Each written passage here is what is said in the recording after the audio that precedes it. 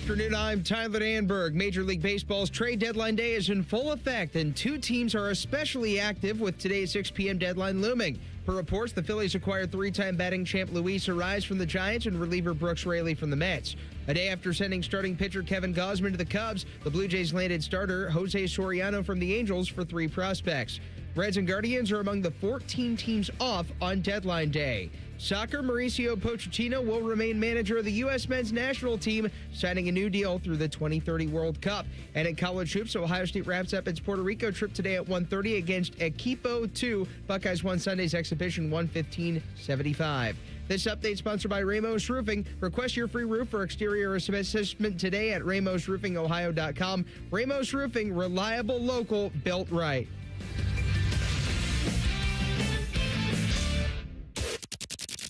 It's time to add some spice to your nooner. Nooner funny.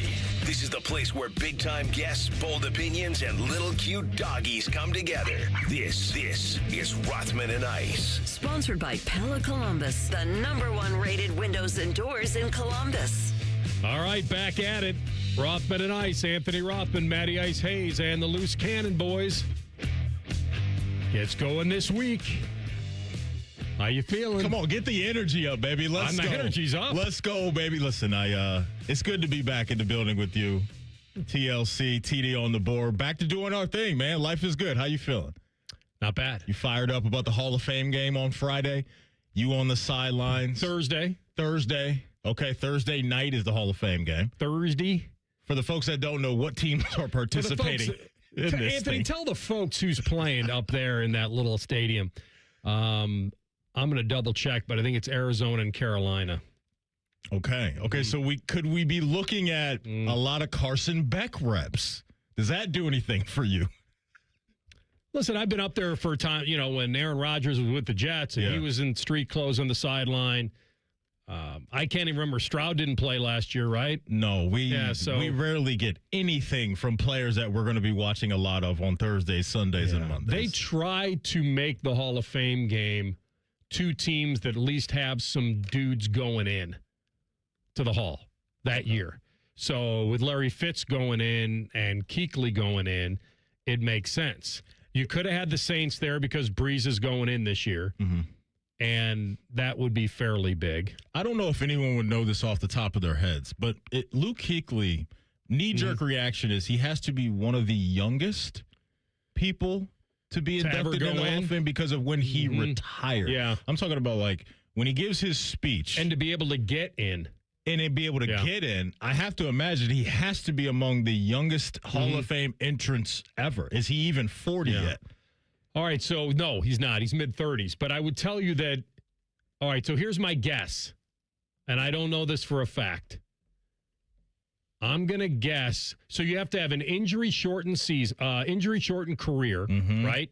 I'm not looking this up. An injury-shortened career and someone that was that good in such a small time. Which he no doubt was. And the only person that comes to my mind is maybe my dad's favorite player. I'd have to go back that far. Gale Sayers. When he was... Oh, is it really? 6 seasons? How many seasons with the Bears? I don't know, but he got inducted at 34 years old. Luke Kuechly's going to be the second youngest at 35. We're not even 4 minutes into the show, and we're already playing your theme music. Good night, everybody. That's how you start a week, AR. That's how you start a week. Good stuff right there. But, yes, Cincinnati St. X's own, Luke Kuechly, 35 years old. Wow. In his career, he packed in 7 Pro Bowls, 5 first-team All-Pros, 2013 Defensive Player of the Year. And so, I mean, my goodness. Imagine telling someone when they started playing football, I don't know, let's call it your freshman year in high school. You started to take football really serious. That 21 years later, you're going to be an NFL Hall of Famer. Yeah. Beautiful. Let me ask you, good for him. Who else could have done this? The name that comes to my mind is Andrew Luck. But to get into Hall of Fame as a quarterback, you had to have won the big one, probably, if you're playing that. Yeah. If Mahomes walked away right now, he's in.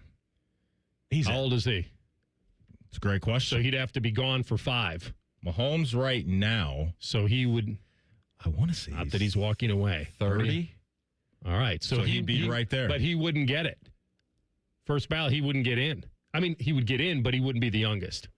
Okay. Yeah. But he'd be Luck walked away at 28, maybe? What?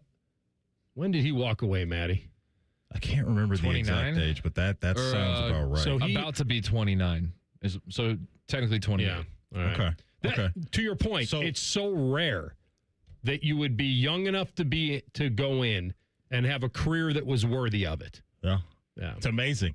And I believe I saw a report last week that he is going to be the number one NFL game analyst for Netflix. That Kuechly being is. Luke Kuechly, I think with Good. Eagles' son. So Thanksgiving, Christmas, whatever games Netflix has, I think Kuechly is going to be that guy. And so he walked away from the game, and now he's carving out a nice little path off the field. So good for him. Going in the Hall of Fame at 35. I mean, Andrew Luck, I just looked this up. Andrew Luck led the league in touchdowns and was a 4-time Pro Bowler. Comeback player of the year as well. How many All-Pros did he rack up? I don't think any. Okay. I don't know. No, he wouldn't get in. It'd be It's close. just not enough. I think he needed yards and touchdowns. Like, he'd have the seasons. He probably would have needed an MVP or two in there with, I think, an all-pro or two first-team type of performance. Most passing yards ever in a rookie season, he's got that. Mm-hmm. Mm-hmm. I assume that's still the record of 43.74. But he would be the guy. Like, that would have been it. But if he would have had to make a run to a Super Bowl. Yeah. Or to your point, he would have had to have been the MVP in order to make it. Lamar retired right now, is he in? 29. Yeah, I think so. Two-time MVP. Yeah. Played in an AFC title game. I think it's the MVPs that would do it. That would get him in. Josh Allen? The MVPs, we talked about this. The MVPs is the one thing that can stiff arm the never played in the big one. Yeah, I was the best player in the league twice. But I never played in the ultimate game. But it is a team game. Yeah. But it's rare to be a Hall of Famer at that position, never having actually played in a Super Bowl. Doesn't happen very often. Yeah. Yeah. All right, so we got a lot for you today. We'll have some Buckeye talk here in this hour. Jimmy Haslam has got in front of a microphone. We'll see what he had to say. We'll do Party Like a Rothstar this hour. Adam King will saunter in at 1:30, and we'll get into the big trades and MLB deadline and all that. There is one thing. Real quick, though, before you start. Another item on the menu today, 1 o'clock. The floor is yours. The floor is yours. Your chance to win a Skyline Chili gift card. So 614-821-9710. TLC is going to open up the hotlines. You guys can call and talk about whatever you want. So we love hearing from you guys. Get in line. Again, 1 o'clock, 614-821-9710. The flow is yours. So I heard the boys talking about this briefly, and I don't understand. I want to make sure that this is accurate. So in the Guardians game against Arizona, Gavin had a perfect game going, and Arizona tried to bunt their way on or somewhere in the middle of the game to try to jumpstart something. And there's this, I think, a stupid unwritten rule whether a team that's being held hitless should attempt to get their first hit with a bunt. Like, is this really a debate? Like, if your team can't get on base, your strategy should be, how do we get on? Like, if he's too good today, how do we start something? Yeah. And it's either taking a lot of pitches or being over-aggressive, or door number 3, try to bunt. And so you're telling me that the bench is cleared because the Guardians were upset that Arizona tried to bunt their way on during a perfect game? I did see that. And I saw that the crew trying to get the tarp on is the only reason why, the grounds crew is the only reason why the team separated, because they had to get the tarp on. The video is hilarious. It is one of those odd, unwritten rules in the sport that I don't love. So if you can't hit them, you're not allowed to bunt. That's the rule? You're allowed to bunt in my mind. You are. The guy's so dumb. We got to do something to stop him. Something. He's just mowing us down, which Gavin Williams has been doing to almost everybody recently. But yeah, I'm not with the Guardians on this one. I'm not. Sorry. It's not. It doesn't scream gimmicky to me. If it was part of the game. If it was gimmicky, then I'd be like, I don't love it. But yeah, like you just said, it's well within the rules to do at any point in time. Doesn't matter if you're up 10, down 10, you're allowed to try to bunt and get on base whenever you want. Of course, here where we're doing this radio show in Ohio, there's a lot of Guardian fans listening that didn't love that, which I understand. But if the roles were reversed, I don't think Guardian fans are going to be looking at Stephen Vogt and saying, yeah, we probably shouldn't have done that. Of course they I think they would give their manager credit for being creative to try to slow down the momentum of the opposing pitcher. Do anything. Anything you can. Something. Right? Yes. I mean, it's almost the ultimate compliment. We can't hit you. Yeah. So we're going to try to bunt our way on. Correct. Or we're going to catch, or if the infield's playing a little back, or we're going to surprise you, or we have a speedy guy at the plate. Yeah. Like anything. Yeah. I'm good with it. Yeah. And by the way, he wound up breaking it up anyway with a single. So it didn't even matter. Right. So somebody must have said something to somebody, and then it sparked it. What was the boys' stance on Bishop and Friends? I'm assuming that's who you're talking about. I think their stance generally was, why would Arizona be thinking about a perfect game in the 6th or something like that? My whole point was, you're now hitless through 5 or whatever it is. Oh, yeah. You've gone through more than half the game, and it's a perfect game. Like, there's nothing. He's on one today. And are you not trying to win anymore? And everybody in their dugout, Arizona's dugout, it's one of those things where it doesn't even have to be said. You can feel it. You can see it up there on the scoreboard. Yeah, this dude's throwing a no-hitter. This dude's throwing a perfect game. We got to do something to throw up a crooked number on this scoreboard because there's nothing but zeros on our side. Let's try to get something in order here. And I think that was a game plan for the D-backs. And I'm okay with it. One of baseball's unwritten rules: don't bunt to break up a no-hitter. At what level? Honestly, only the pros everywhere? Let me read you a couple more of these, see if you guys agree with these. Don't step on the pitcher's mound when you are running out to take the field. Okay. So if you're going to right field Subscribe or to left that. field. Stay off the mound. Yeah. Don't step on the lines when you're taking the field or leaving it. That's superstition. It's like an individual thing. That's an individual thing. Don't steal or swing at a 3-0 if you are up by more than X number of runs. That's fair. I don't think it's to each his own. I don't think we need to be stealing extra 90s when we're up 12. Let's just stay stationary baseball. A lot of people say stay aggressive. You never know. We've seen innings where guys have teams that put up 8 runs. You're usually more of the sportsmanship guy than I am. Don't admire a home run that you hit or strut around the bases. No. We're pimping these all day. If you get a no-doubter, I don't care if it takes you 45 seconds to get to first base. Enjoy it. That's how I feel. As much as pitchers get to dominate, pimp them. I don't love that one. Why? Why don't you love that? Explain to me why you don't love that. You just admire it. Go ahead. You get a free trot around the bases. Take advantage of it. Don't speak to a pitcher who's in the middle of a no-hitter. 100%. Or at least you can speak to him, but don't even hint about the game. Not. It's got to be anything but the game. Because if you don't speak to him and he's on the end of the bench, then you're drawing even more attention. All right, there are many others, but the guards were pissed at the D-backs after they tried to bunt to end Gavin Williams' perfect game. We'll come back. We'll switch it to football. And Julian Sayin, where he's improved. You'll hear it from him next. Rothman and Ice and the Fan. A lot of hosts have been on our airways in the past 30 years. Some good, some bad, some really bad. Anyway, sorry for that. The Fan. So you know your age, your weight, your income, and probably even the mileage on your car. But what's your testosterone level? And is that level normal for your age? If you don't know the answer, Low T Center can help, and they'll do it for free. Go take a free testosterone test and find out if Low T Center can help invigorate your life like it has for thousands of other men in Central Ohio. Get the energy, vitality, and endurance you used to have. Start now by going to fixmylowt.com and book an appointment for your free T-test. Do it today. The great thing about Atlas Butler is they do it all. Heating, cooling, plumbing. Look, I'm busy with work. I don't have time to wait around or deal with lots of people. One company, one call, and they do it all. Wonder if they'll clean out my inbox. Seriously, offer that service. Please.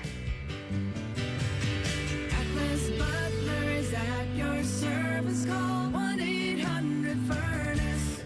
With rates lower than the national average, plus special rates on balance transfers, a BMI Federal Credit Union Visa Platinum or Visa with Rewards credit card would be the perfect card for your wallet. Visit bmifcu.org/visa for more details and to apply today. Hey friends, Beamer here. Warmer weather, longer days, lighter meals, more time outside. Summer gives weight loss a head start. Awaken 180 gives you the plan to make it happen. Ride the momentum with Awaken 180, the official weight loss program of summer. Hey, Buckeye fans. As the official wing sponsor of Ohio State Athletics, Roosters is kicking off an incredible giveaway you won't want to miss. This football season, we're giving away 12 ultimate Buckeye experiences. 3 drawings, 12 winners with prizes including tickets, sideline passes, and 3 trips to a Buckeye first-round postseason game. Go to roosterswings.com to register and see all the details. 3 drawings, 12 amazing prizes. Register today and every day. Roosters, a fun, casual joint.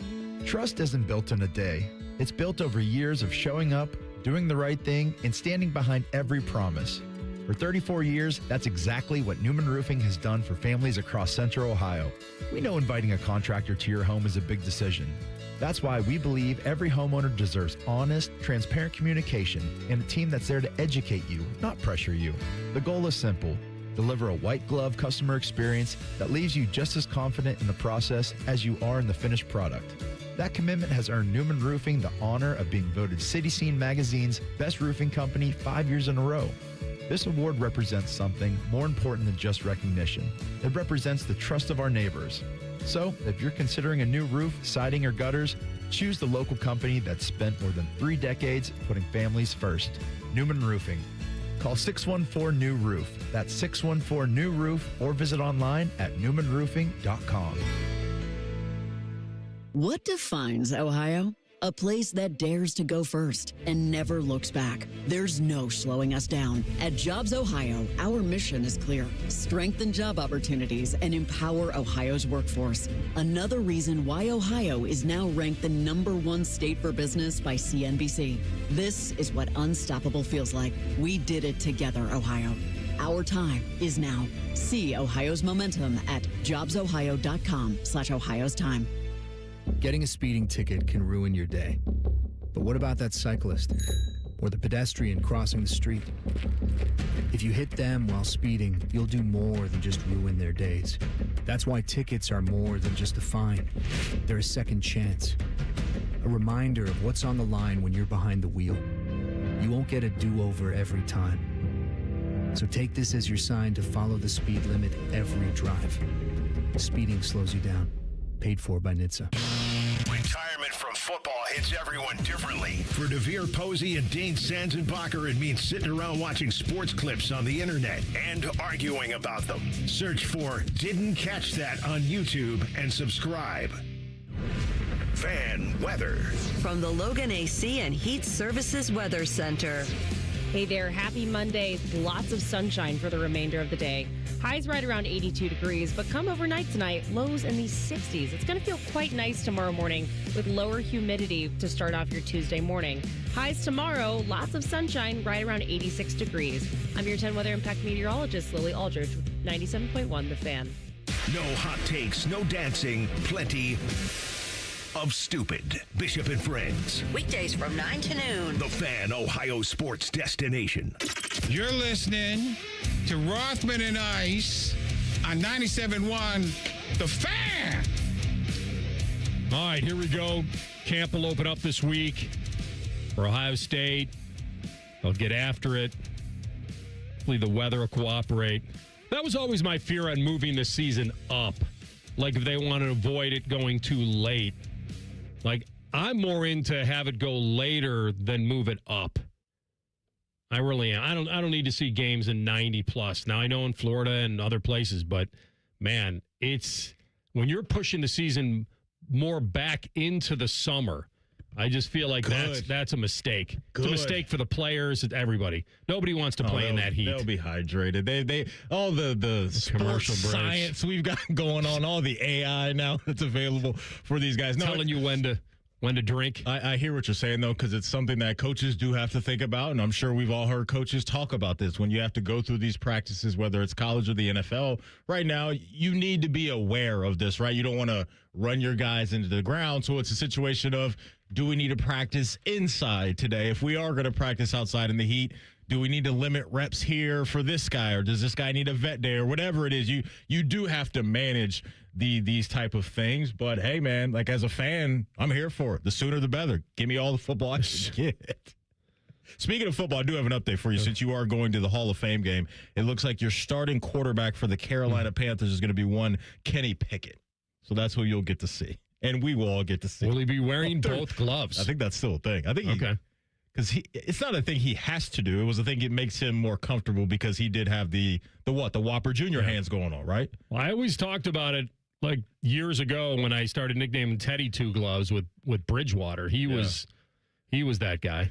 Whatever helps you. Teddy's back with Detroit, I want to say, and got that bill passed in Florida. I know. For high school kids. I don't know if it's in the nation or in Florida where coaches are allowed to spend, I think, a certain amount of money on certain things, because he got popped for looking out for some of his guys for whatever it was, and then the state turned it around and turned it into something that you can do, which I think is good on them, because it's like $15,000. Yeah, not all these guys have the ability to get everything, so I think that was good stuff. The Teddy Bridgewater Act, right? The spending cap. It's not bad. I mean, he inspired it, so yeah. He should get it named after him. I remember when that first happened, it was a very tough thing to dissect on exactly what had happened there. But they're basically, it's high school coaches can use their own money to assist players. Is that right? That's the way I understand it. So there's a certain figure that they can go to. I don't think he can just. So if you raised money, let's say, like, it doesn't have to be right out of the coach's bank account, does it? I think it can be. I don't know if it has to be through a charity or anything like that. Well, I'm wondering if you could, if a school could do a fundraiser or whatever and do it. I don't know. There are a lot of strict rules on how much they can spend, but I don't think you can recruit players with the money, though. Okay. Like, I don't think that's where I think it would be a problem. I'm okay with that. We got $15,000 to spend here. Let's allot $8 to lure a kid from another school. I don't think we can do that. No. Yeah. All right, so we'll get back to Julian Sayin here, and he'll be on a lot of watch lists this year. And Ohio State, from my knowledge, is the only school from the Big Ten to have 3 on the Maxwell, which is kind of nice. So you'll have Sayin, Jeremiah, and Bo Jackson are all going to be on there. And the Maxwell, if you're not familiar, is one of the many awards in college football, but it's basically the college player of the year that's not the Heisman. So it's the non-quarterback. No, it can be any player of the. No, I get that, but usually the Heisman goes to the quarterback. Yeah, generally it would. So this kind of goes to. I don't know. How many Maxwell Awards recently have gone to non-quarterbacks? I guess is what we'd have to get to. I do believe that a lot of the quarterbacks have won the Maxwell. Like, is this like the NFL MVP, where like offensive player of the year usually goes to the non-quarterback MVP? No, I don't think. Okay. I think this is just a who's next in line, and just because you're a quarterback doesn't eliminate you from it, and it doesn't give you an advantage either way. Yeah. I think it does in the Heisman, but although running backs can win the Heisman, a lot of them have. So it's generally a lot of Heisman winners on this list. Maxwell's right. So it's a lot of quarterbacks, right? It's just different people voting. So it's like it's the same award. It's just different people voting. So they're largely voting for the same people. I got you. So, who is voting? Is it the same people, like media people? Or like a different set of people who cover the sport? Judged by a panel of sportscasters, sports writers, and NCAA head coaches. Okay. So sportscasters, sports well, that writers, would be like coaches. So let me ask you guys this, and I don't know. Would it be people that are calling the games? Sportscasters, sports writers, and head coaches. So usually those people aren't doing the Heisman, right? The play-by-play people, they're not. I don't think so. I don't think so. I don't think that's the case. Yeah, I don't know. Yeah. Well, I think this goes to more of the best all-around person, and so that does give an opportunity for the receiver or the running back to get it. certainly it gives Jeremiah Smith. I mean, they've got their own receiver award too. But back to Sayin, won his first 12 games as a starter for Ohio State, and in the process went to New York. He was a Heisman Trophy finalist. We always thought he had a pretty good chance to get it, and that his completion percentage was 77%. Like, no, all passes aren't created equal. I get that, but the dude had 32 touchdowns. He had 8 picks. And when you set the single season program record at Ohio State at 77%, then certainly you'd be in it. I think he fell short to Bo Nix by a hair and maybe Mac Jones by a hair, but he was right there. And Julian has talked about where he believes he is better, and you get to hear it from him. I think this offseason I grew a lot in my physical traits, so I think I'm throwing the ball harder. Still growing my game in the processing side, because when you have coaches like Coach Day and Coach Smith who have been around great quarterbacks and who know the game really well, it's very helpful as a quarterback to be able to process things and kind of train your brain. He is going to take a step up, and it doesn't mean his completion percentage will. How 77%. I think I would love to ask him, what's your target completion percentage goal this year? Mm-hmm. What's realistic? Are you building off? Is this like a sales thing? Well, 77%. We got to do better next year. I'm sure maybe in his mind he would say, yeah, my goal is to complete every pass I throw. All right. That's really nice. Now let's get to reality. What is your target?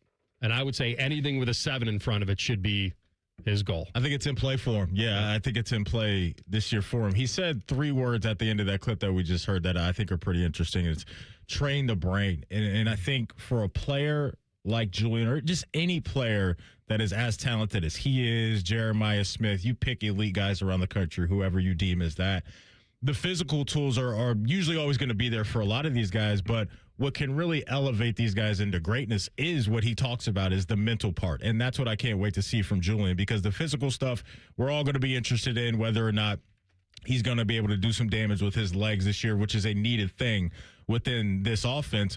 But that from the neck up things, right? And seeing things post-snap, pre-snap, just things can slow down at this stage for a quarterback. And I expect that for Julian. And if that does come together, and if he and Arthur Smith and Ryan Day and everybody's on the same page, this should be another really good year for him because of everything that you mapped out, his ability with his arm to just dissect defenses. He touched on his arm strength being better this season, so maybe he can trust it, hey, that I wasn't able to maybe or didn't have the confidence to put this ball in that window last year because now of my physical tools and me being stronger, I can make that throw this year. So it's just all those things that we probably won't find out until that Week 2 game against Texas. But, man, if he can check those boxes, we're going to be talking about an absolute monster under center this year. If he adds a couple of those things to his arsenal, yeah, man, the instincts, the knowledge, the IQ, you can't imagine this is going to go in the other direction. And the fact that he feels physically stronger, and he can throw the ball a little bit differently or whatever, we'll know it when we know it. We'll see it. But he is off to an incredible start. His accuracy, where he can put the ball, the guy that he has to throw it to, his decision-making has been already pretty good. Yeah. It's the instincts. It's not really decision-making, but that is part of it, right? Part of it about knowing.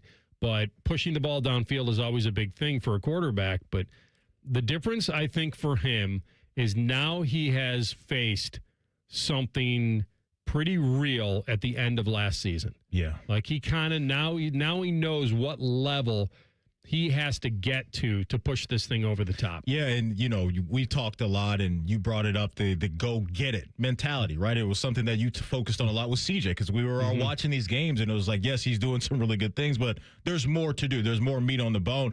For Julian, that's going to be a lot of the focus for all of us is, can he pick up those first downs? Can he pick up those 3 to 4 yards that can make a 3rd and 6 turn to a 3rd and 1 or whatever it is? He's never going to be an electric guy with his legs. Doesn't need to be. I liken him to kind of Pat Mahomes. Pat Mahomes is quick enough with his legs in the NFL, and for 6 straight years, Mahomes has racked up 20 rushing first downs. And throughout those 6 years, the longest run he's had is 33 yards. So he's not really going anywhere, but he's effective with those timely runs. That's what Julian's got to do this year. And it's not so the Mahomes thing for me is more the athletic instincts. Like I like when he runs and I like how he runs. He puts an extra fake in. He does something. He's got some good footwork. It's not just straight line being able to run. Right. Mahomes has a kind of a tricky athletic instinct. He does. I agree. And Russell Wilson had it too. All right, we're going to come back in 2 minutes, and it looks like the Guardians got a bat at the deadline here. We'll tell you who that is next. Rothman and Ice on the Fan. Delaware County Veterans Services is ready to help you access VA benefits, emergency financial assistance, dental and medical grants, transportation, and more. Give Delaware County Veterans Services a call, 740-833-2010 to schedule an appointment. Common Man here for my friends at Care Heating and Cooling. Summertime napping season is upon us. What's that mean? Well, that means for me, a little nap on the leather couch. I got the ceiling fan on, but if that AC's not working properly, that nap turns into crap. Am I right? You got to make sure that AC's in tip-top shape, and the only people to call are my friends at Care Heating and Cooling. The message on their homepage says, we care about your comfort, because they do. If you're not comfortable in your own home, they start to get itchy and scratchy. Here's what you need to know about my friends at Care. They've won the Lennox Centurion Award for 17 years in a row. Now, if you're not in the biz, you don't know what that is, but I'm going to tell you, it's given to the top 5% of Lennox dealers in the country each year. Their service techs are the best in the business, and there's not a problem they can't solve, except maybe the meaning of life. They had no answer when I asked them. But think about living without central AC. Mess you up. My friends at Care also have easy online scheduling, careheatingandcooling.com. Care Heating and Cooling. Call 1-800-COOLING when you need a company you can trust. When you first saw her, she was out walking her dog. You didn't notice her at first. But when you finally did, it was too late. Because at that moment, you were speeding. She was out walking her dog and only had a second to let go of the leash.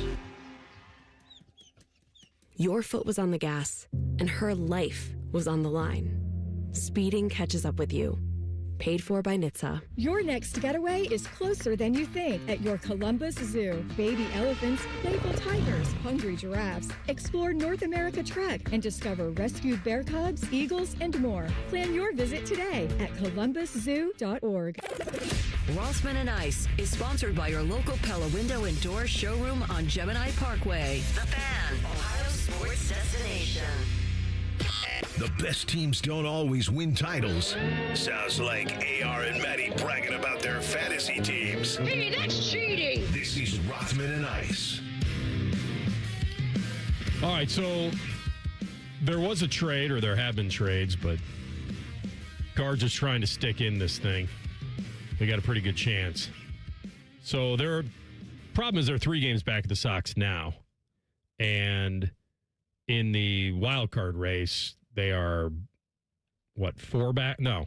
They're right there. They have the final spot. They've got the third wild card spot right there. They're 4. So they're in a good spot. 4 back of Boston, 6.5 back of the New York Yankees. Wasn't really sure what they'd be able to do, but they wound up getting a guy that I thought maybe even the Brewers would try to get.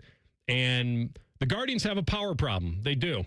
And they just got Joe Adell from the Angels. And he's a bopper. He is. You and I have talked about him before in fantasy. I guess it's not considered like a massive flashy move. His stats, I'm looking, they've fallen off from last season. So he had 37 home runs last season with almost 100 ribbies. But he's a power hitter. He's only 27, and he doesn't hit really for average, right? I'll have to look, maybe 2.25. He's batting 239. Last 3 years, 207, 236, 239.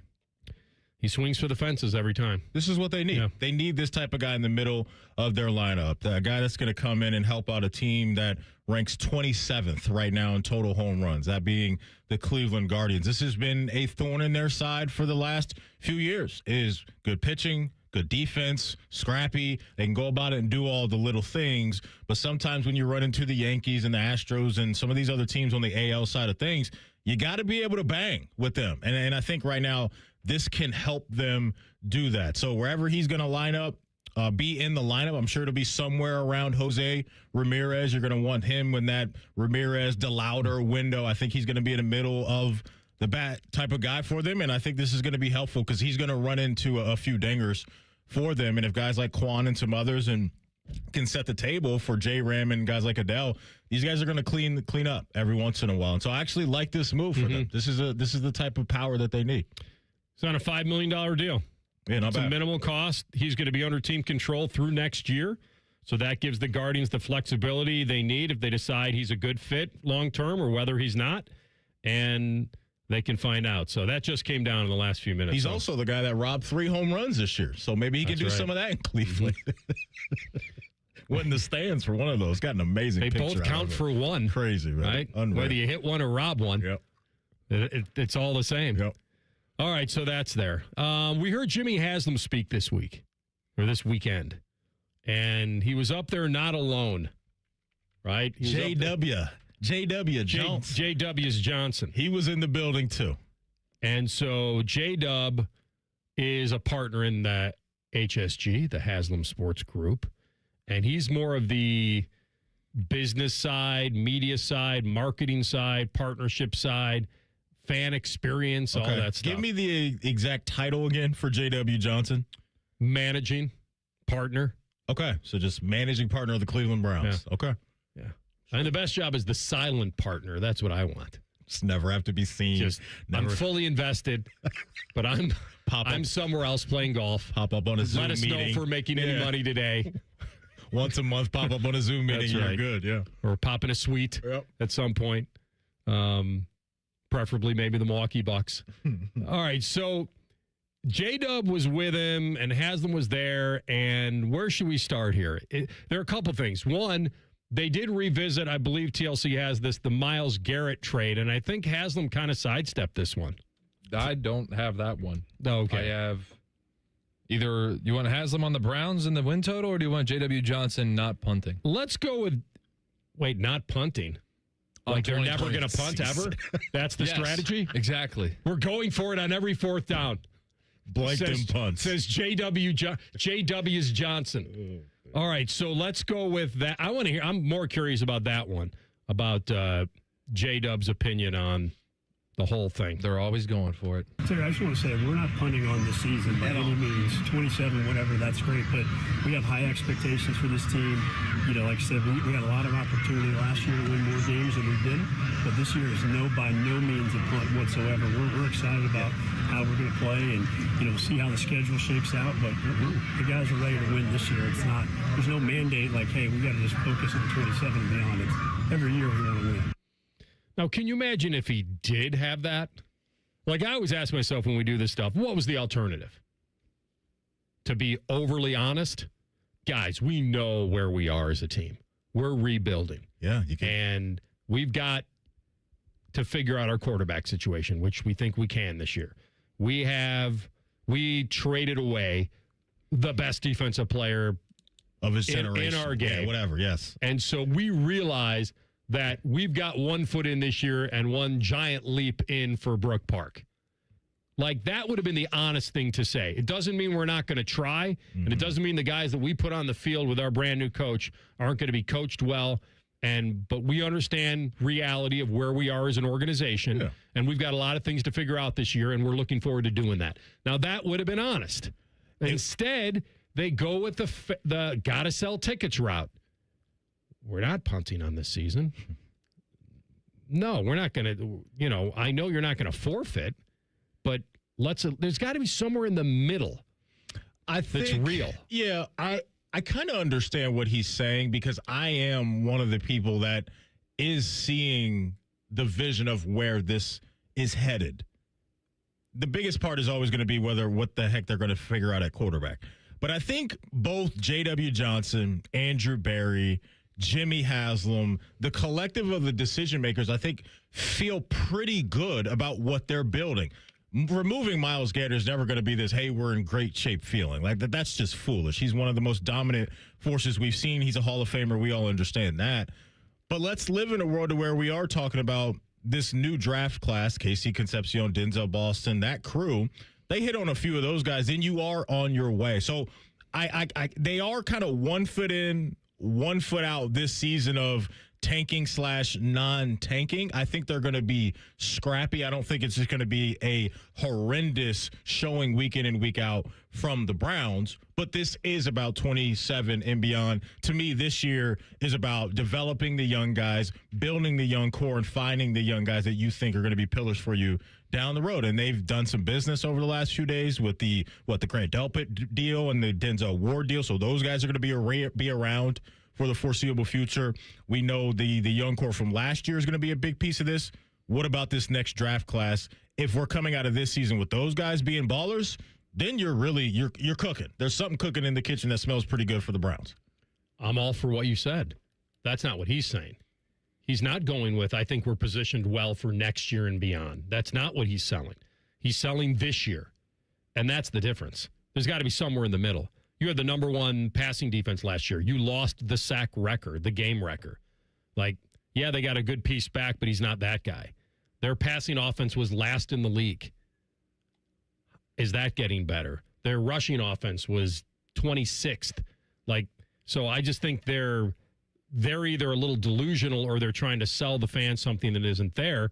Maybe they do get a little bit fortunate. You heard him mention the schedule. I'm glad he actually did that. You see how the schedule lays out. You could tell right away that he was thinking, okay, well, maybe we've got a winnable schedule. But they are a team that I'm not going to judge next year on this year completely, because I don't really know where the quarterbacks are what they're going to do with this team. And unless you have something that you know of coming out of here with the quarterback stuff, and we can get to that later in the show, but until they prove that they have a leader at that position, I don't know how you take them seriously. That's fair. You touched on Jimmy Haslam. He did throw out the quote about the Myles Garrett trade was Andrew Berry's decision. And this is, again, another showcase publicly from Jimmy Haslam, where he's really confident in Andrew Berry. First time around where Myles Garrett requested the trade, say, hey, I want to talk to the owner about the team. Mm-hmm. Jimmy Haslam told him, go talk to Andrew about these things. And so that's why I believe Jimmy and JW right now are feeling pretty good because of what Andrew Berry is starting to build. And so this collective unit, these guys that are moving all these pieces around on the board for the Browns, I mean, it's crazy to say, but you remove a guy like Myles Garrett, I still feel pretty good about where this is headed. It's all based on that Garrett trade, too. Right. That helps. The return they get from those picks and all that. The timing was really rough because half of the fan base probably wanted to keep him because he's that good, and half the fan base was like, well, what's it led to? What are we really hanging our hat on with him? Individual records? It's a team game. Yeah. They want to be Browns fans. They're Garrett fans, but they want it to equal something. So at 31 years old, they had a decision to make. Now, I don't know whether he requested the trade or both, whether they finally bent the knee and said, okay, we want you to go to a winner and we want to build a winner. Let's do that. My thoughts are, regardless of him signing the contract or not, his feelings never really changed. Is that publicly he was going to play the game of, hey, I'm happy to be here because I'm making $40 million a year, but I still don't want to be here because I want to go play somewhere where they're winning. I don't think that ever changed for him behind the scenes. I agree with you. I think he was always ruffling stuff behind the scenes. Yeah. All right, we're going to come back. Party like a Roth star on deck. Rothman and Ice and the Fan. Winners of the prestigious Platinum Microphone Award every year, given to the best radio station in the world. No need to look it up. It's real. The Fan. I take care of the kids, my dad, things at work, but I haven't made time to take care of what I need. Millions of caregivers experience symptoms of anxiety and depression. Go to mentalhealthcareworks.org to learn how to get the support you deserve. A message from the American Psychiatric Association Foundation. Men, erectile dysfunction can affect much more than just your sex life. It can create stress in relationships, leading to feelings of anxiety or embarrassment, and impact your overall confidence and well-being. This is Jeff for Tri-State Men's Health, and we specialize in treating men's sexual health issues to help men find solutions that fit their individual needs. ED is a frustrating condition, and many men suffer for years without seeking treatment. But the good news is that if you're like most men, we have the answer. Our licensed medical providers will evaluate your specific medical situation and recommend a plan designed for you. And these advanced medical therapies work, with treatments having success rates of well over 90%, which means you and the one you love can have great sex again without the fear and worry of ED. You can even last up to an hour or more, and you may just find you're performing like you haven't in years. So call us. Your initial visit is just $99 and includes blood work, a medical consult, and if medically advised, a test dose. And if that test dose doesn't work in the office, your visit is free. Call 800-900-9654 or go to tristatemenshealth.com. Hey, it's Austin Ward. Listen to The Beat with Austin and Byrne, now powered by the Waterworks and Header Heating, Cooling, and Plumbing. Get the latest Buckeye news, insights, and unbeatable analysis every day. Don't miss a moment. Stream The Beat with Austin and Byrne, sponsored by the Waterworks and Header Heating, Cooling, and Plumbing. At Metal Supermarkets, we're all about getting you and your crew to quit in time sooner. That's why our service is a cut above. You see, no matter the project, we'll get you to the right metal, shape, and grade. Cut to any size, ready real fast. And yeah, we'll deliver. Leaving plenty of time for the important things, like opening an ice-cold can of aluminum. Metal Supermarkets, the convenience store for metal. Jake from State Farm. I just beat my running PR, so I'm celebrating with the Banana Bonanza smoothie. Hey, and you can keep celebrating when you create an affordable price just for you by bundling your home and auto with the State Farm Personal Price Plan. Go bananas. I will. Hey, make it a large.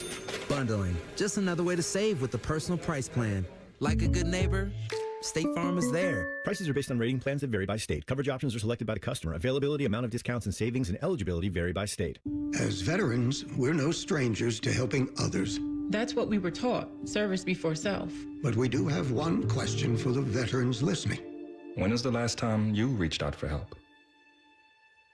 If you or someone you know needs resources, whether it's for stress, finances, employment, or mental health, don't wait. Reach out. Find more information at va.gov/reach. That's va.gov/reach. Brought to you by the United States Department of Veterans Affairs and the Ad Council. McDonald's is putting value back on the menu. Whether you're craving a Big Mac, McNuggets, or sausage, egg, and cheese McGriddles, make it a meal and save. Your favorite is now your wallet's favorite too. Extra value meals are back. Enjoy a $5 sausage McMuffin with egg extra value meal, complete with hash browns and a small coffee. Most stores open 5 a.m. or earlier. Price and participation may vary. Promotion pricing may be lower than meal pricing. I'm Leslie from Pella Columbus. And I'm Wilson from that other window place, here with a happy customer. Wilson's trying very hard. Thanks, Mom. I mean, Margaret. Wilson, is this your mom? Yes. Mom. Wilson, your mom should like your windows. Oh, I wouldn't know. We actually have Pella windows. Mom! They've really lowered our energy bills. I'm going to go wait in the car. Get the windows that homeowners rated the leading window brand in Columbus at PellaColumbus.com. In the old days when people lived to be 40, you only had one option for listening to your favorite show. But now, ooh, baby, radio, podcast, the Fan app, and YouTube, just to name a few, live or on demand. You have no excuses. The Fan. All your favorite Fan shows are available when you want them. Head to 971thefan.com and hit that subscribe button. The Fan, Ohio sports destination. Let's all gather into the Kiki. It's time to party like a Roth star. All right, Ice. I didn't see it, but I'm going to lead off with it. Okay. All right. There's a new king of the domestic box office. Oh. So Spider-Man Brand New Day, as they say, webbed up $360 million during the opening weekend. I don't know what it cost to make this film, and I guess include Canada. So they broke the record for the highest grossing debut of all time. The previous record was $357 million, set by this movie in 2019.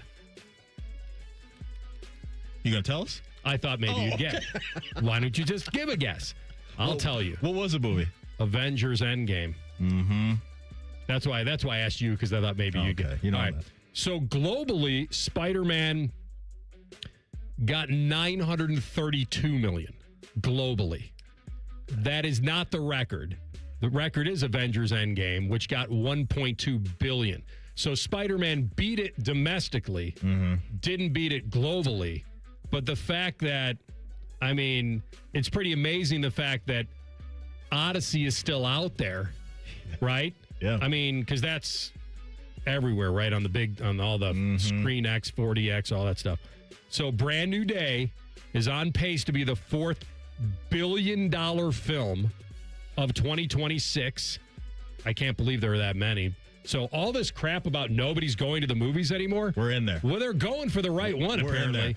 So Toy Story 5, Michael, I don't know, and Super Mario Galaxy I think that was the Michael Jackson movie. Oh, that Lionsgate. Yes, right. I think okay. that's what that is. So those were the other three. Massive year for Tom Holland. He goes back-to-back with The Odyssey and Spider-Man. He was in Odyssey? Yeah. He was in The Odyssey, too. He plays Matt Damon's son. What's his name? In The Odyssey. I forget his character's name. But what's his real name here? Tom Holland. Tom Holland. So he is Anne Hathaway and Matt Damon's son in The Odyssey. So he goes from that to this. And Spider-Man got my money yesterday. It did. I was in the building, and it was really good.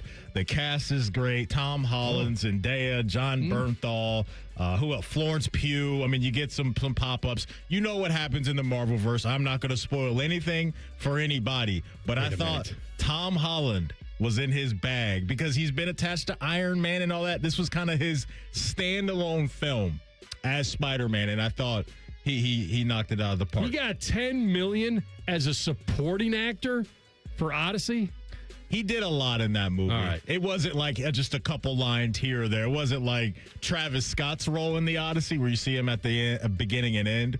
He did a lot. Well, if he got $10 million for The Odyssey, that means he got at least that or more for Spider-Man. Oh, as the guy. All right, so let's just double that and just say he got 20. Yeah. So that means between the two, he picked up 30 mil. So probably. what we're coming to is Tom Holland right now is partying like a rock star. That's right. That's why amazing. Yeah. 2026. I love that you brought that up. First candidate for me. We brought up the Guardians earlier. If you missed it, Guardian fans, you have traded for Joe Adele, so you got some new offensive help coming in. But the guy right now that I want to talk about is Gavin Williams. Gavin Williams right now, ladies and gentlemen, second in all of Major League Baseball in strikeouts with a .178, only behind the Miz. 5 straight starts with at least double-digit Ks for Gavin Williams. You're talking about at least 5 straight starts where he pitched into the 6th inning of every game. And so this guy right now not giving up a whole bunch of earned runs, but sending a lot of guys back to the dugout. So this dude is just an old school, I'm coming downhill, throwing as hard as I can at 6'6", 250, and you probably aren't going to hit it. Gavin Williams against the Arizona Diamondbacks yesterday, dominant, 5 2/3, 1 hit, no earned runs, 10 strikeouts, and only 1 walk. He's doing the darn thing right now for the Guardians. Gavin Williams partying like a rock star. All right, I'll stick with baseball, and I'll just listen. The Dodgers are playing the game. They're playing the game better than most. They acquire Tarek Skubal from the Tigers. And listen, this is not a mystery. Detroit had to move on from him before he walked as a free agent. He's been the most valuable trade asset for the past 3 years. He's generational, coming off back-to-back Cy Young awards. And they get him, and the Dodgers give up prospects in their pipeline. So they gave up a 21-year-old outfielder in Zaire Hope, who, if you believe this stuff, was the number 25 prospect in baseball, according to MLB Pipeline. 3 prospects in all. A couple of relievers go to Detroit. They got a big arm guy in River Ryan. Brady Smith was a 3rd rounder a couple years ago. But Skubal is the man. Won the AL ERA title last couple of years. And here's the cool one to mark down. He'll probably pitch at Detroit at the end of the month. Dodgers are going to Detroit August 28th through the 30th. It should line up. Okay. I mean, I would hope it would line up. And then that would be something to see. But I'll give it to them. They took the pressure. They got the guy. They outbid everyone, and they got him. They want to rack up another one because not many teams can win 3 straight. I like it. And so the Dodgers are going for it. As much as I don't love it, we'll talk more about it in the deep dive at 2 o'clock. Yeah. I can't play that same game, which is that it's unfair because it was fair for – now, it really isn't fair because a lot of the lower market teams couldn't do this. Yeah. That's what makes it unfair. But they're playing under the current rules. And when we get into the deep dive, like if this doesn't get to some kind of hard cap, hard floor, like that's where baseball needs to go. No. You need to get teams spending to a certain level. I don't love and then that. you need teams not being able to spend more than others. Like if you had that, Maddie, I'm not taking the lesser teams off the hook. They have to spend. I don't know. We'll you want to leave it the way. Yes, I want to leave it the way it is. I want to leave it the exact same way it is. Last candidates for me. I'm going to the WNBA for this one. Because yesterday in the background, I had the Indiana Fever and Minnesota Lynx on. One of my friends was telling me, you got to lock in. These are two of the best teams in the game right now. Okay, sure. Let's see what they got. I walked away and I was like, Kelsey Mitchell is an absolute star. She's a star. The former Buckeye. I know Caitlin Clark gets a lot of the run. Kelsey Mitchell, 37 points yesterday, 3 assists in the game, 6 of 8 from 3. The Fever doing the darn thing right now. They're playing well, but this is about the former Buckeye who last year was getting MVP votes, and again this season is putting together a great showing. And so Caitlin Clark, Kelsey Mitchell balling for the Indiana Fever. And on the opposite side of that, the rookie Olivia Miles is special too. And so my friend was right. These women are getting to it, man. Fun game happening in the WNBA. Minnesota Lynx, Indiana Fever. Olivia Miles, Kelsey Mitchell, Caitlin Clark, all partying like a raw star yesterday. You used to do the little warm glow shuffle over to Indy to check out some of this action. There's a vibe over there, too, man. She brought the city out. Caitlin Clark does. There's no doubt. She arrived to Indiana, and the city shows up for her and Kelsey Mitchell night in and night out. It's fun. All right. That's Party Like a Raw Star for today. We'll come back top of the hour. The floor is yours. Best call gets the Skyline gift card. Line them up, 614-821-9710. Tell TLC, I'll put you in the queue, and we'll put you on. The floor is yours is next. Rothman and Ice and the Fan. We know everything about you. We know you love the Buckeyes. We know you love the Jackets. We know you're wearing a red shirt. I just freaked the hell out of someone. The Fan. Hey, what's up? It's T-Bone. Tired of snoring? Sleep Better Columbus can help with a custom mouthpiece that opens your airway and stops the snoring. No mask, no noise. Call 1-800-MORE-SLEEP or visit sleepbettercolumbus.com today. Stop snoring, sleep better, live better. Hi, it's Jen Winters from The Fan. I decided it was time to lose weight, not just for my health, but because I was tired of seeing myself in photos and on video. With football season coming up, I wanted to feel more confident. And that's what brought me to Hydrate Me Med Spa. I was honestly nervous walking into my first appointment, but Stacy, my nurse practitioner, put me at ease. Hydrate Me Med Spa has 4 locations in Central Ohio: Grandview, Powell, New Albany, and Granville. I'm excited to keep sharing my progress with you. Learn more at hydratememedspa.com. Care Heating and Cooling. Honest technicians, honest pricing. Call 1-800-COOLING. Join the Reds for a 3-game set against the Athletics, August 4th through the 6th. Don't miss another Tarps Off Budweiser 3-2-1 Tuesday. Enjoy select $3 beers, $2 Bar S hot dogs, and $1 ice cream cups. Take in some afternoon baseball on Thirsty Thursday with first pitch at 12:40. Fans can purchase select Thirsty Thursday tickets to receive a $10 concession credit to use towards your first drink on us. Get your tickets now at reds.com/tickets. They say gigantic overdraft fee. At Right Pat Credit Union, we say, hey, mistakes happen to the best of us. They say, due to high call volumes, wait times may be longer than expected. We say, how'd the kids' soccer match go? They say, gotta maximize those shareholder returns. We say, you deserve better. Right Pat Credit Union. Banking done right. Federally insured by NCUA. Hey, John, why so glum? I just got let go. The company's downsizing. This is the 3rd time in the last 2 years. I'm done with this. Have you thought about My Computer Career? I've heard they can train you for a career in IT in just a few months, including cybersecurity and the basics of AI. And you don't need prior training or experience. Now that's a recession-resistant career. Wow, thanks. I'll check them out. Go to mycomputercareer.edu and take the free career evaluation. mycomputercareer.edu, an elite CompTIA certification partner. Financial aid is available to those who qualify, including VA benefits. One bite in, you'll be saying, that's hot as fire. Speedway's new Hot as Fire chicken sandwich turns up the temp with spicy breaded chicken on a brioche bun. Top it your way with pickles, a little hot sauce mayo combo, and more. It's a hot sandwich kind of summer. Don't just beat the heat, eat the heat. The new Hot as Fire chicken sandwich, $4.99, only at Speedway. Valid through 8/25/26. Participating stores. Exclude Speedy Cafe. Toppings and sauces sold separately. See app for full terms. Great Lakes Hyundai.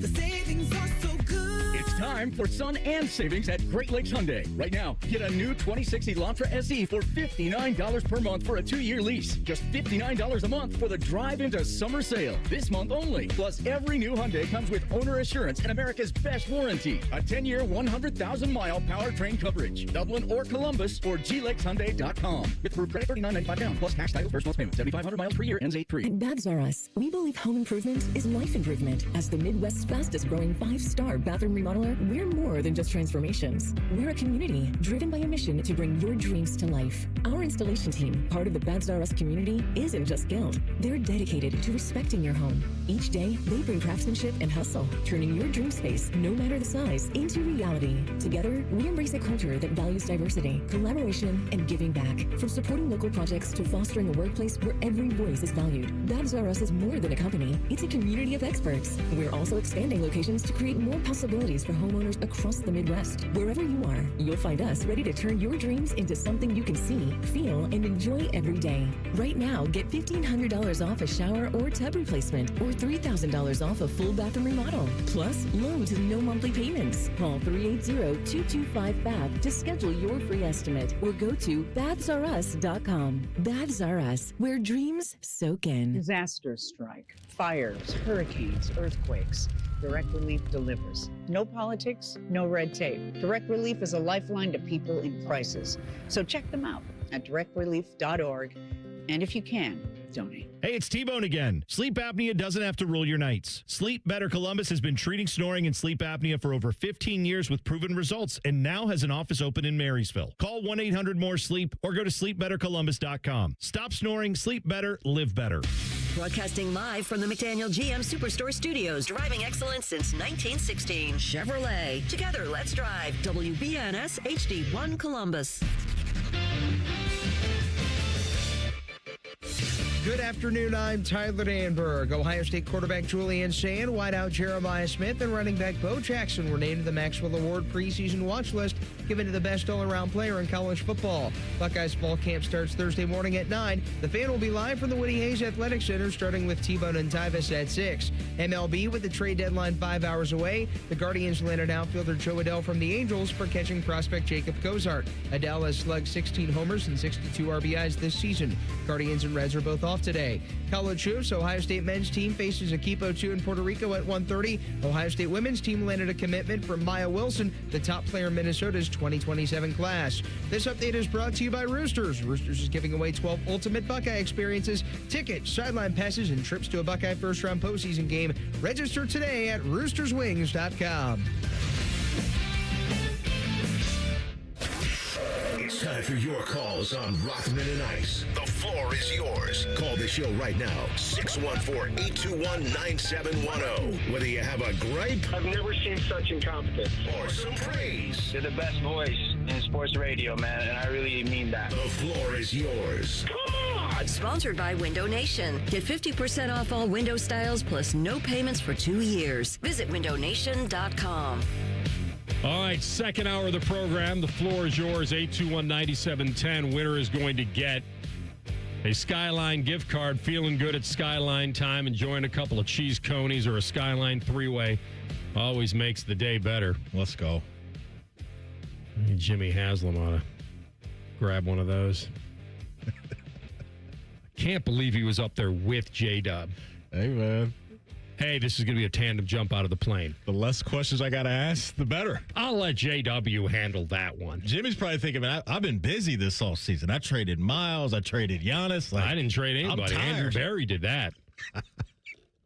Why wasn't the natural follow-up, so for a trade like that, you don't require him to come to you? I think it was probably, hey, I've got this deal available for us. You good if I make the move? And Jimmy was sort of like, yeah. Stamp it. Right. And on the other side of that is what an owner like Jerry Jones, who in title is the GM as well. But there are other owners that want to be more hands-on than others. And some owners, I have to imagine, really care about the wins and the losses. Some owners, I have to imagine, hey, let's talk about the financials or people coming through the gates or people feel like all of that. I think it's going to hit different for a lot of different owners, but it does sound like there's a lot of trust in the hands of Andrew Berry coming from his owner, which I'm sure he has to love as a GM. You and I discussed it. It was probably a trade that needed to happen. That the team has a goal of winning, because every team has a goal of winning. Like, find it very weird if any of them said our goal is not to win this year. Who could ever say that? Nobody publicly. You can't. It's never done.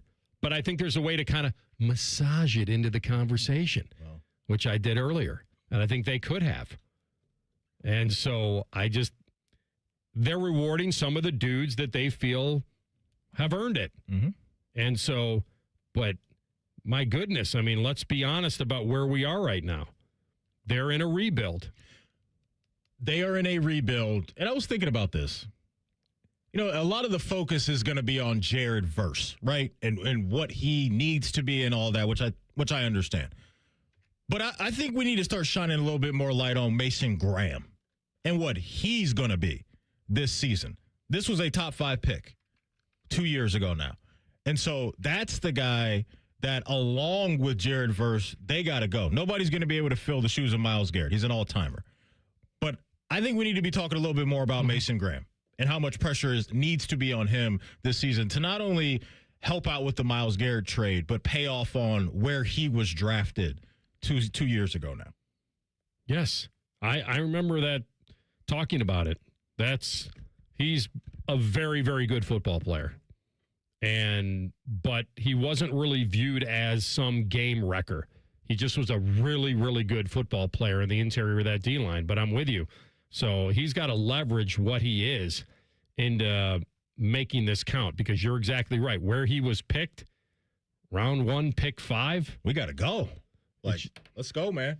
Yeah. He's got to be a force. All right, TLC, who you got? Light him up. All right, we got a few here. Let's start with Muggsy's Leaper. Good reference. Is in North Canton. Muggsy's Leaper. The floor is yours. Hi, gentlemen. I'm driving up here, way out of my element. I'm looking for Haslam and Tyvus. I haven't seen either one yet. I'm worried about left-hand turn gatekeepers. I'm going down a 40-mile-an-hour road. Someone's turning left in front of me. That's fine. But then they get over to the right just enough that I can't go around them. What's the purpose of that? The purpose of it is, and you have to be honest now, you have to answer this question honestly. Were you like tail grabbing their ass? Like, were you like a little too far? Like, were you one of those people that was riding too close? No, in a work vehicle, I was keeping 10 miles an hour per car length. Okay. So you're saying when they're stopped to make the left, they're doing it a little too wide, or they're taking the turn wide? They moved over to their right, even though the engineer left enough pavement for both of us to go by each other. They made it so I couldn't get by, and I think that's a strange flex, unless you're letting somebody out. Okay. I'm with you, man. I'm with you, too. I understand that. Now, I'm full honesty, full disclosure. If someone is tailgating me in a lower speed area, like if I'm coming into the neighborhood or whatever, and it's coming down to 25. You brake checking them? No, I'm not brake checking. I don't want anybody running into me. But I'm going the speed limit. Okay. And then when I get to my right turn, I am going to, because you know what happens? The second I put on my signal, boom, someone's going to try to go wide behind, around me like 50 miles an hour in the neighborhood. Okay. So when I put on my signal, I make a nice wide right turn. Let me ask you this, That way, sir. they can hold on before they have to get by me so they're home in 10 seconds instead of 15. Over or under 4.5 birds given to another driver in your life?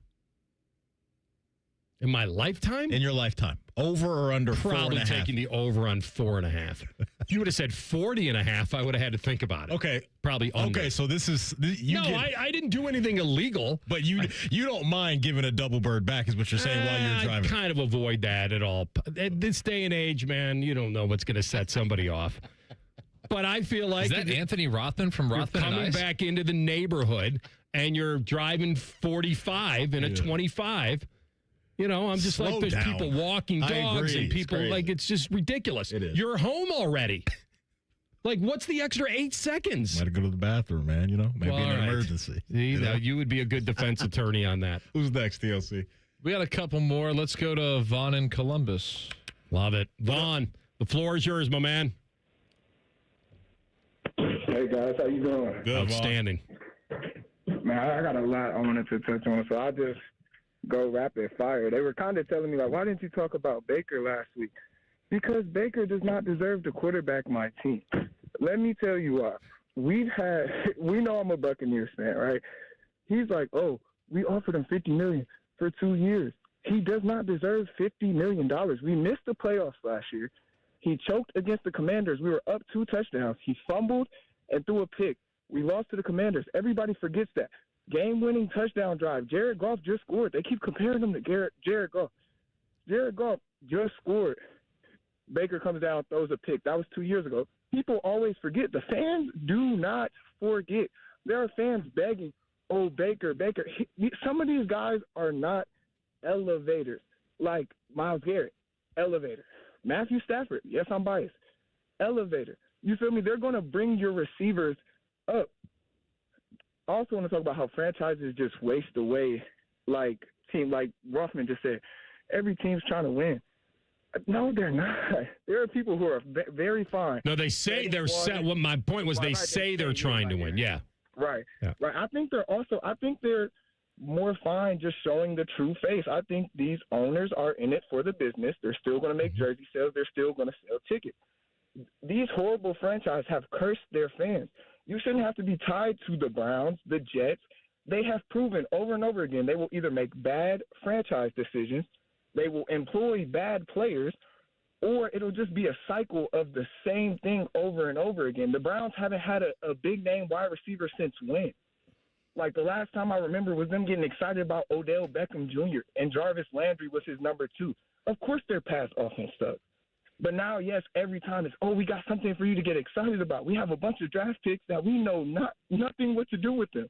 Or even if we do, we might trade them in a few years because we'll pay the wrong guys. Like, these owners, like, fans give these franchises too much leeway. We see it in baseball. They're all complaining about the teams that actually want to go do something, go make moves. The Panthers just sucked. As a Buccaneers fan, I look at the Panthers and even the Saints, like, oh, this is what happens when a franchise actually cares about their fans and they make the right picks, they pay the right players. I don't know. Vaughn, let me hop in here, Vaughn. I'm glad that you called in because we did talk a lot about Baker last week, and I'm assuming there's not a lot of Tampa Bay fans in Columbus, Ohio. But since you are one of them, and you said that you don't think he's worth $50 million a year, what do you want them to do moving forward? Right. So I think if you would have kept Mike Evans, who, like, yes, you have Emeka, McMillan, Godwin, but they're all variations of the same receiver. You lost a big body outside receiver. You got one you thought in the third round. Okay, the offense is not a problem. This team has not been built to win since Brady decided to come over here because our defense has deteriorated and our team cannot draft on the defensive side of the ball. Really, I believe our offense is so good that you can put a myriad of quarterbacks right there. That's why I say Baker's not worth it. Because, yes, he is a top 10 to top 15 quarterback, and there are a bunch of teams that I said are okay with being just mediocre that you can cycle different quarterbacks. I like Baker. But if we're not, we are about to be a middle-of-the-road team because we lost. Well, Vito Vea wants out. Baker's talking about, I'm going to prove it to you guys again. If he brings the turnovers down, that would be the only way to prove it. But, dude, this is an extension they're offering. You already had 3 years to do this. Okay, I got it now, Vaughn. I got you now. Okay, I understand. It's not really to me. It doesn't sound like it's a Baker thing for him. It's where the team is right now, where he thinks the team is headed, to where he doesn't think paying him where they're not in this window would be worth it. Because he did say at the end that he believes he's a top 10 to top 15 quarterback, and to me, that's where the conversation ends. It's fine. He isn't 25 anymore, though. That's the difference. Also, he's 31. He's got an injury history. And 31 doesn't scare me. Like it might scare you with him, though. At that position. It doesn't with him, though, because he's played in every game since he's been a Tampa Bay Buccaneer. He's got a good history of that. But I know that playing hurt is also not completely playing effective. So if he's always hurt and he's tough, that means he's playing, but he may not be as effective as I need him to be. So play another year, prove it. I'll either tag you or transition tag you at less money. And then we'll see. I just don't think I need to prove anything to a franchise that doesn't have an answer but me right now. Well, then they'll let him go. And then he can go to Pittsburgh or wherever he wants to go. Which I think would be a massive miss. I think the knock on Tampa here is that what's the plan? That's where I'm What at. is the plan? Like, maybe they don't need to know. Maybe their plan is my plan. Maybe their act is, what I always say? I think your act is not having an act. That's your act. So I think not having a plan is their plan. Which I think's foolish. We'll come back with more calls and pick a winner next. Rothman and Ice and the Fan. Wake up with the Fan. Eat lunch with the Fan. Go to bed with the Fan. Dream about the Fan. Then change your sheets. Gross. Ew, you guys are gross, but stick around in case I don't find anyone else. The Fan. Well, welcome back to That Lux Life. It's your boy, Will Winmore. Today's guest, the Millionaire Ball from the new Ohio Lottery Daily Draw game, Millionaire for Life. Hey-o! So if a player matches 5 numbers and the Millionaire Ball number, they win $1 million a year for life. Hey-o! Or $100,000 a year for life if they match just 5. Hey-o! Millionaire for Life is the game. Millionaire Ball is his name. Play Ohio's newest daily draw game for your chance to win for life. Players are subject to Ohio laws and commission regulations. Play responsibly. At most financial institutions, they look at you like you're just an account number. Anthony Rothman here for Tel Ohio Credit Union, where you are a member. That's the difference and the power of belonging. Bank where you are the bottom line. Join now at telohio.org. How many of you have had your garage floor done? I'll wait for the answer. Yeah, that's enough.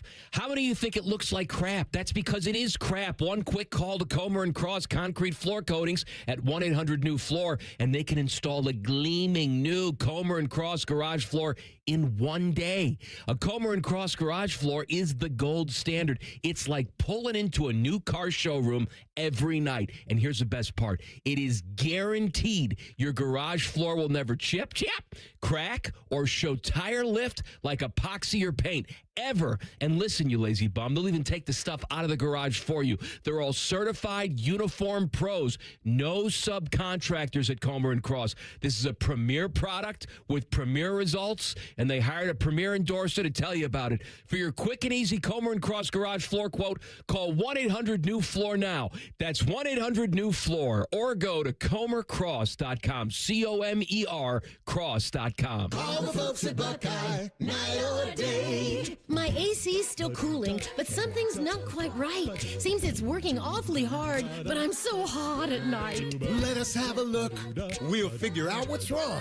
We'll recommend the best plan to get it running strong. Get a free diagnostic AC check with repair. Call 614-683-9911. Call the folks at Buckeye, night or day. Hey, it's Timmy Hall for Central Ohio's most trusted orthopedic practice, Orthopedic One. A couple years ago, I felt like I was breezing through life. I was tearing through rounds of golf, and it hit me. Excruciating hip pain. Hip that would not go away until I saw my friends at Orthopedic One. Then, bye-bye pain. So if you're dealing with constant pain or you suffered an injury, start with the specialist. Start at orthopedic1.com. There's no referral required, and there's several convenient locations in Central Ohio. Schedule your appointment at orthopedic1.com. Day 1, the hardest day. The day you hear, "This is a type of blood cancer." At the Leukemia and Lymphoma Society, we are here to help you move past day 1.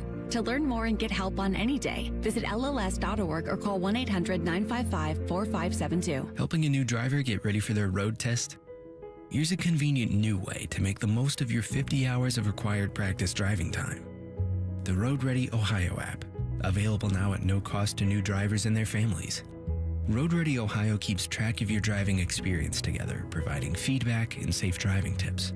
It even generates the documentation you need for the Ohio BMV. The Road Ready Ohio app, free to download in the Apple and Google App Stores.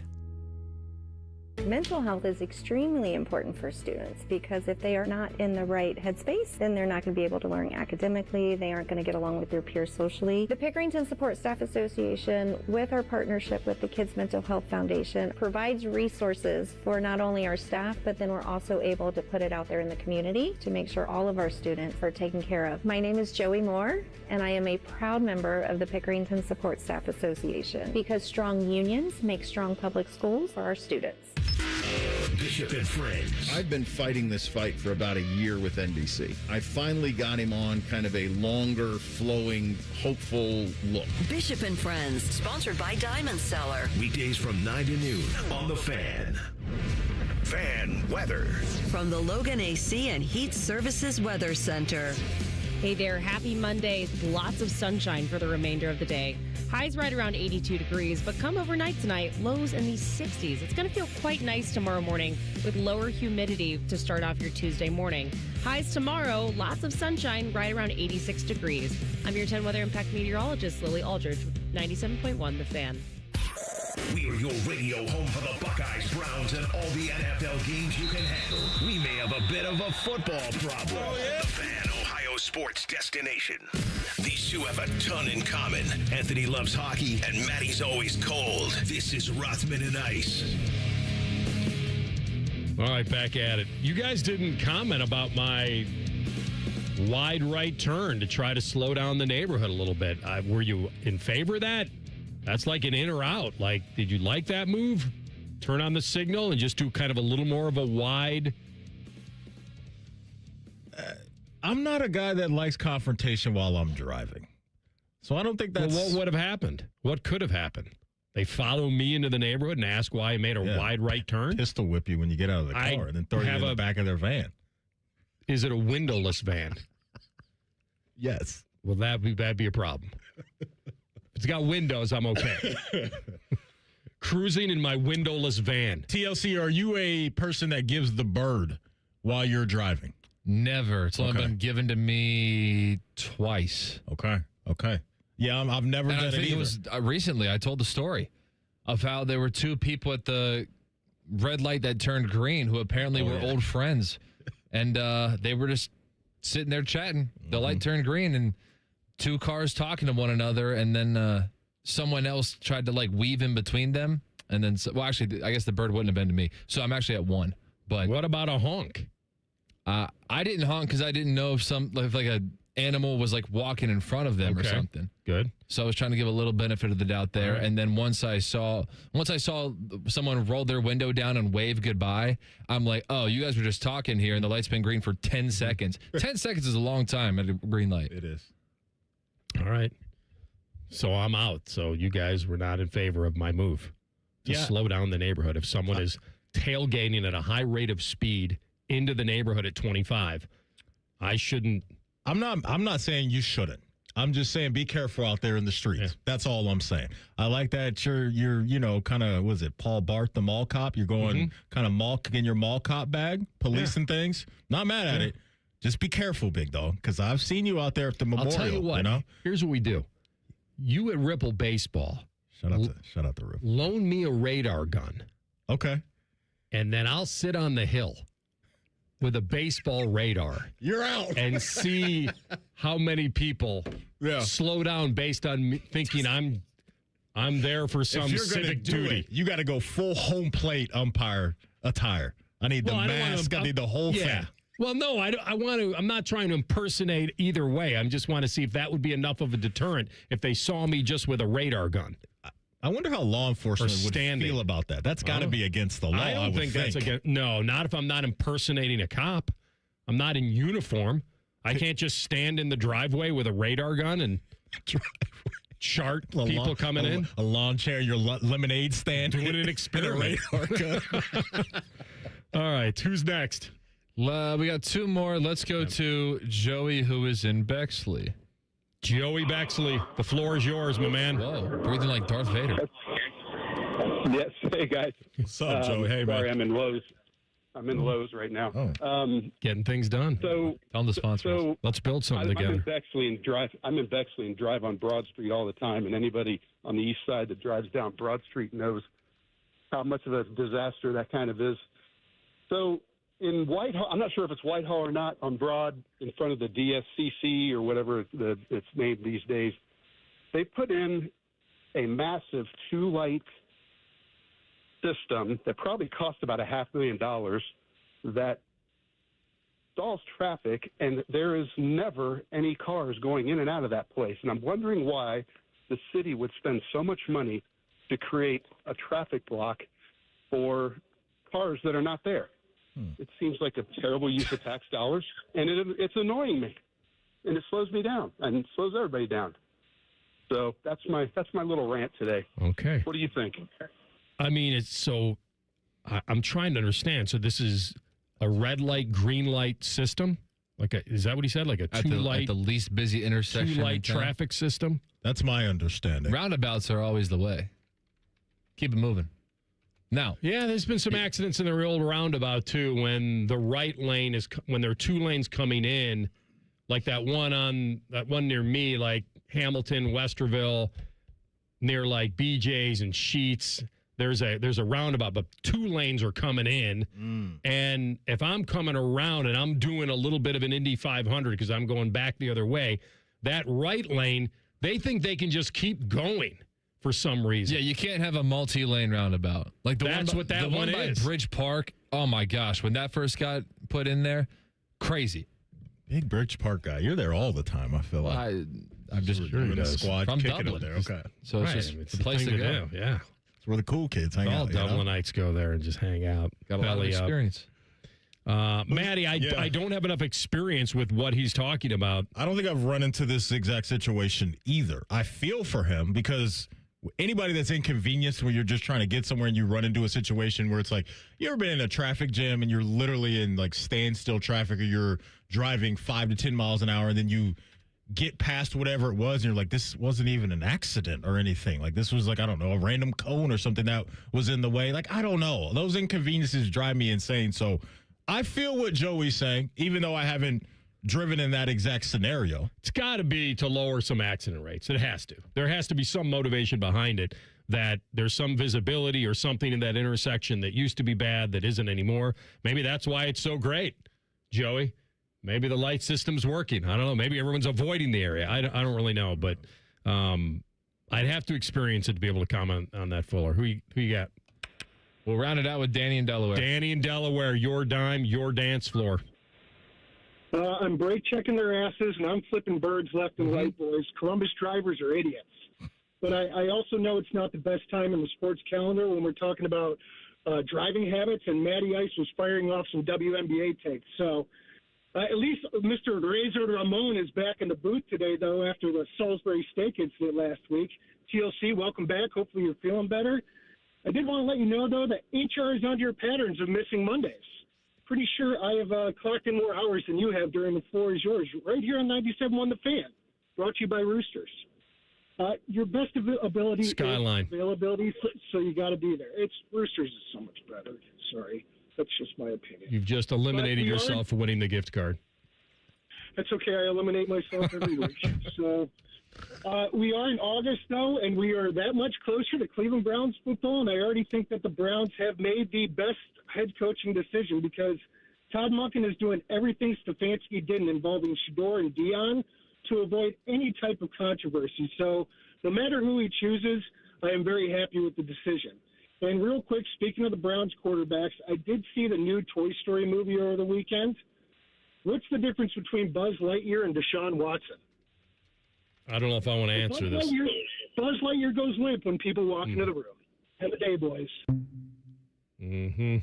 Okay. All righty. Self-dismissal. Yeah, it was. There was a dunk in there right at the end there. First of all, the only thing I'll agree with what he said was that Columbus drivers can be idiots. Or maybe he just said are idiots. I will tell you, the wild, wild west is now 670 going north. Past the airport. Going north. Okay. It is a damn free-for-all. I am telling you, it's changing lanes. It's way too fast. Mm-hmm. It's you've got 62 and 270 and go this way to Easton. But I mean, going up there, Maddie, gives you anxiety. It is a speedway. Okay. And they used to put a cop on 670. But ever since they opened up that lane, that through lane on the left, yeah, or even when I was coming into the city, they'd have it on Leonard. They'd have a cop sitting there. I haven't seen a cop on 670 like radaring. Well, we just found forever. We just found another location for you. You said you're going to be up in your neighborhood with a radar gun. Yeah. Now you just leave the show, go straight to 670, right, find a spot and do it there. You're definitely getting in trouble for that. That can't be allowed. It's just a regular civilian. A regular civilian as a radar gun. Yeah, but I'm not pulling anybody over. I think you're getting arrested for that. That can't be allowed. Doing what? Deceiving Tracking how people? I don't fast know. everybody's going? I can't imagine that that's allowed. Doing in the it on law. my own time, unpaid. Trying to help the city. Where are you going to submit your research? I don't know. Once you have Not these really times sure. logged, If there are any policemen or women listening right send an now, anonymous tip. can you please answer this for me? Would AR be allowed to go out on 670 with a radar gun? Not out onto 670. On a ramp off of 670, I don't whatever. think I could sit On there. the I don't shoulder. think I could sit there in a vehicle. That's where I'm trying to get at. No, Is I think if I was on foot, I don't think that's I could allowed go either. up on a gobbler's knob and just start radaring people. Dwight Schrute might be able to do it. I need to know if that's allowed now. Somebody please I'm let on us the know. team, man. I'm ready to help. All right, who you got? You're going to pick it next. We got Adam King sauntering Muggsy's Leaper. in Got 2 it. minutes. Muggsy's Leaper Shout out to Muggsy. gets the Skyline gift card. Feeling good at Skyline time. We'll be enjoying a couple of cheese conies or a Skyline three-way, always making the day better. We got Adam King up next in 2 minutes. Rothman and Ice and the Fan. Hey, Jerry, remember when we launched our $93 drain clearing offer and you invented the phrase 93 or free? You know, I've actually written quite a few catchphrases in my career. Oh, yeah. Aren't you the guy who wrote Bob's Your Uncle? Yep, for my friend Steve, who has an Uncle Bob. I was as surprised as anyone when it caught on with the general public. Well, we need 93 or free to catch on. Our experts will clear your clogged household drain for just $93. If we can't, it's free. And we guarantee it'll stay clear for at least a year, or we'll clear it again for free. Get Eco, and Bob's your uncle, your drains are clear. Get Eco. But Jerry, my uncle's name is Michael. Get Eco, and Michael's your uncle, your drains are clear. Let's stick with 93 or free. Yeah, good call. Get Eco. Eco plumbers, electricians, and HVAC technicians. GetEco.com. Life is full of uncertainties. You can't control the economy, the prices at the pump, or the grocery store, and you certainly cannot control the weather. But the one thing you can control is your home's efficiency and comfort. Steve here from USA Insulation. Let us help you take back control of your home by insulating your walls with our premium foam. You give us a call today, we'll come out, we'll insulate your walls, and we'll throw in your attic for free. So give us a call today, 529-2440 or USAinsulation.net. USA Insulation. In the military, the mission was clear. You knew what to do. Now, the mission has changed. Stepping into civilian life isn't about finding a job. It's finding your purpose. I wanted a career that would leverage the skills and discipline I gained in the military. IT just felt right. My Computer Career offers class schedules that fit into your life and skills in high demand. Put your VA benefits to work. Visit mycomputercareer.edu/CWP to jumpstart your IT career today. An elite CompTIA certification partner. Financial aid is available to those who qualify, including VA benefits. Rothman and Ice is sponsored by your local Pella Window and Door showroom on Gemini Parkway. The Fan, Ohio sports destination. Hear ye, hear ye. You've now entered Adam's Kingdom. With 10 TV's Adam King. Don't be shy. Gather around. Stupid conversation awaits you. Sponsored by High Bank Distillery Co. Locally inspired dishes and award-winning cocktails. Visit highbankco.com today. Dine, drink, distill at High Bank. You got an open. Wow. Before we did. I could cry. As a show. Sounds like this is off the Game of That's Thrones what I was album. going to say. Yeah. All right. It's a little, it kind of fits the Iron Throne thing we It do on does. Saturdays. All right. See, I'm hearing more like banjo Old West kind of feel. No. I'm hearing This like is- Ireland type stuff. Yeah, this is straight out of like medieval kingdom, you know? Medieval times? Medieval times. I like it. You guys didn't know medieval times. That's where you go and you eat and they fight each other, right? Oh, no, that's a different thing. No, it is. It was basically from the cable guy. But there are, I don't know if there still are, medieval times that we used to go to as kids. Yeah, and you would go and they would stab each other and you did a chicken leg. There'd be or some a turkey jousting. leg. That's right. Yeah. It's all scripted, but you love it. You get a giant, drink that you're sitting there enjoying. I used to get a nice Diet Coke when I was a wee lad. Hey, So, What do you get now? New angle. This is how radio people feel about radio. The TV guy got the open before us. Yeah, that's right. that's a cool open. I liked it. Good work, gentlemen. We were debating last week. You were like, we need a name. I actually think it fits perfectly. I mean, I'm an idiot. Let's have a good time, Did you get all of the questions answered that you were going to pose when we talked last week where you're going to Chicago for the Big Ten football meetings. Yeah, you know what's so funny is sometimes you can get into these things and you can come in with a million questions, and then after about 4 questions, you're like, well, they've all been answered. Like, I don't need to ask anymore. I felt like we got a great amount of time with the coaches and the players, talked to them all one-on-one. I could have talked to them each for an hour. I think it worked out really well that I hadn't talked to Ryan in a little while in an interview setting, and to be able to kind of lean on that and dive into this team more, I really enjoyed it. Like, I said to him just straight up in our interview, I said, listen, it's August, and I don't know anything about the Arthur Smith offense. I have been poking and prodding, and we're getting nothing. And he's like, yeah, it's the offense. You'll see it. It's Ohio State's offense. My offense. Yeah. That's what he was saying without saying it, right? So it was like, I'm just thinking like, man, I'm excited. Like, it got me excited for the season because there are good answers that we got. I did get an answer. He said, being named a captain gives you confidence, because we've had that debate if Julian, you should force a captaincy to just kind of give him that extra boost. But I thought it was a great. The funny part about Jeremiah is so honest. It's amazing. The man will answer your question without any holdback or anything, and I love it. He's just straight up like, they're like, hey, still got another year, you could come to Ohio State. And he's like, yeah, all right, let's, let's stop wasting. Yeah, exactly. And I'm like, that's the real, welcome to the real world. 10 years ago, if you had said that, it would lead every ESPN article.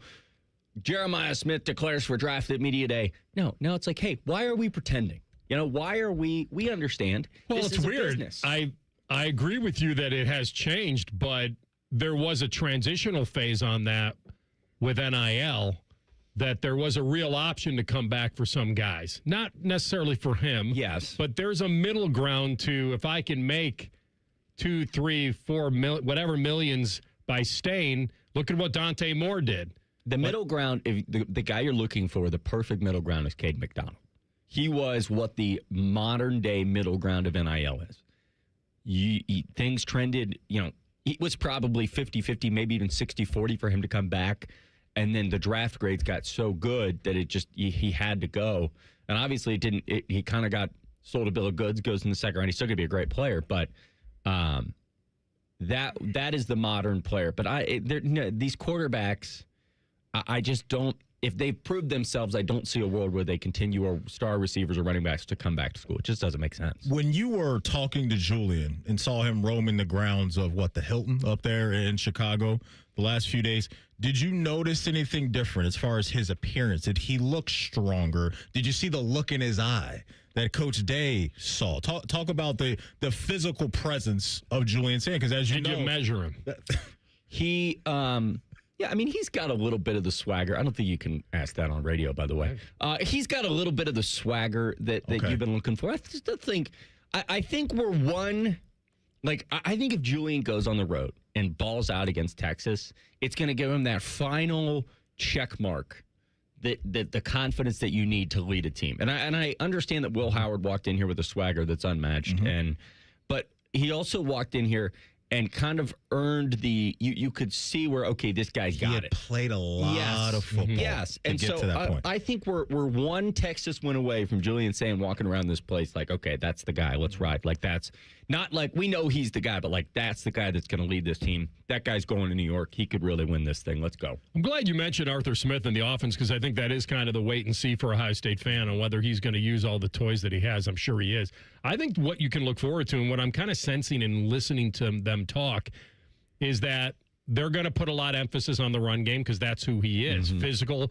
And wouldn't that be great? Wouldn't it be great if you could really rely? It takes a good offensive line to do it, a good scheme to do it. But if you could really line up and run the football when it counts, it's only going to make the play action that much more valuable. And I know everybody wants, it's saying to Jeremiah all the time, every day, every game, all game, but that running game is going to be big. And when I hear them talk about it, and that's why I've been asking questions about, is this Bo's team? Is he 200-plus carries? Is it a little more of a committee? Is it a combination between he and a couple other guys? What is your sense of that? I don't think it'll be Bo's team. I think Bo will be the lead back, but I think Isaiah West will have quite the role here, and they will slowly work Legend Bay into this conversation. Jacoby Jackson didn't come here to sit on the bench. He came here to play a role for this team. They like him a lot. I think it could look very similar to what we saw last year with just Bo as the lead guy this time around. By the way, this is the most football talk we've ever done. It's that time of year. You're welcome. It's that time of year. We've made it that's to camp what they paid you to do, to go to Chicago and do some of that. That's right. So it can't be stupid. What else did you do on the clock that you got away with? That they paid you to do? We sight saw. Okay. Nicole had never been to Chicago. This was her first time. So we went out to like the, what do they call that thing? The Bean? The observatory. We did go to the Bean. She got her obligatory selfie with the Bean. We went to a lot of different places. Would you have gone up in the, what you're talking about, Willis Tower, to go out in the glass box? You know, I think that stuff is so cool. I would do it. You couldn't pay me to do it. Here's the thing. Well, I have this theory. You know what it is, Maddie? It's a sky deck, 103 stories in the air. It's a box that's built that goes outside glass. The building, and you're basically standing. And you some people lay over it. Do the whole Titanic thing? I did it. Well, no, that's crazy. I think the 360 platform is different. I think the lean over, is that the same as the box? So I did the lean over in, what's the thing in Seattle? What's it called? The Space Needle? The Space Needle. Did the lean over. Here's the thing. If the glass breaks, my family's got a great lawsuit. They're set for life. All right? How long would it take you to go splat, you think? What's that time feel like? It feels like you're trying to ask my weight. And yes, I've had a little extra to eat. Is that 10, 12 seconds that feels like a lifetime, or is it the opposite? A lifetime that feels like 10 seconds? I think for about 4 seconds, you're scared. 5 seconds, you're like, hey, it's kind of cool. Flying through the air. And for about 3 seconds, you're screaming. Oh, look, a man is flying. Oh, a man is flying.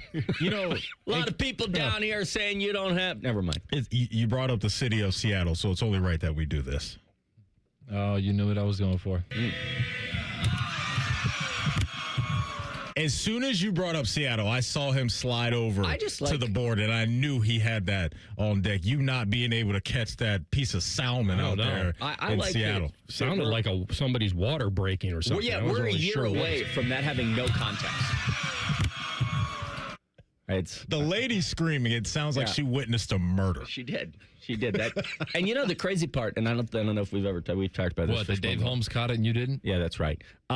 The fish. I have no idea if he did or not. The fish hit the ground, and then the guy just picked the fish up and just put it back on the ice. Didn't rinse it or nothing. There was no washing that fish off. So great, make sure if you buy a fish in the Pike Place Sea Market, whatever you call it, get yourself a nice little sponge and wipe that thing off. Okay. All right, so you had a good time though. It did, but Chicago was fun. Yeah, it was a good time. I still wish they would do it at Lucas Oil Stadium. I wish they would do it in a football stadium. For those that don't understand, if you've ever been to a hotel ballroom, that's what it's in, and it's not enough room, and it's hallways, and it's just Vegas and Chicago just were not it for the media day experience. You sticking around for the next segment? Yeah, I got a question to ask you about something a Big Ten coach said last week. All right. I caught a lot of headlines. Rothman and Ice on the Fan. The sound of Paul Keels calling a Buckeye game is erotic. Oh, yes. Your home of the Buckeyes, the Fan, Ohio sports destination. We got a higher home appraisal after we put away our African art and family photos. Has this happened to you because of race or national origin? Contact HUD at hud.gov/fair housing. A message from HUD and the National Fair Housing Alliance. Don't sweat it. Call Care Heating and Cooling and we'll fix your air conditioner fast. 1-800-COOLING. This summer, there are 250 reasons to join T-Mobile. Girls trip? Booked. And switching to T-Mobile helped make it happen. With Experience Beyond, switch and get $100 back. Plus, $650 in value in built-in plan benefits. That's $750 in your first year. Guaranteed.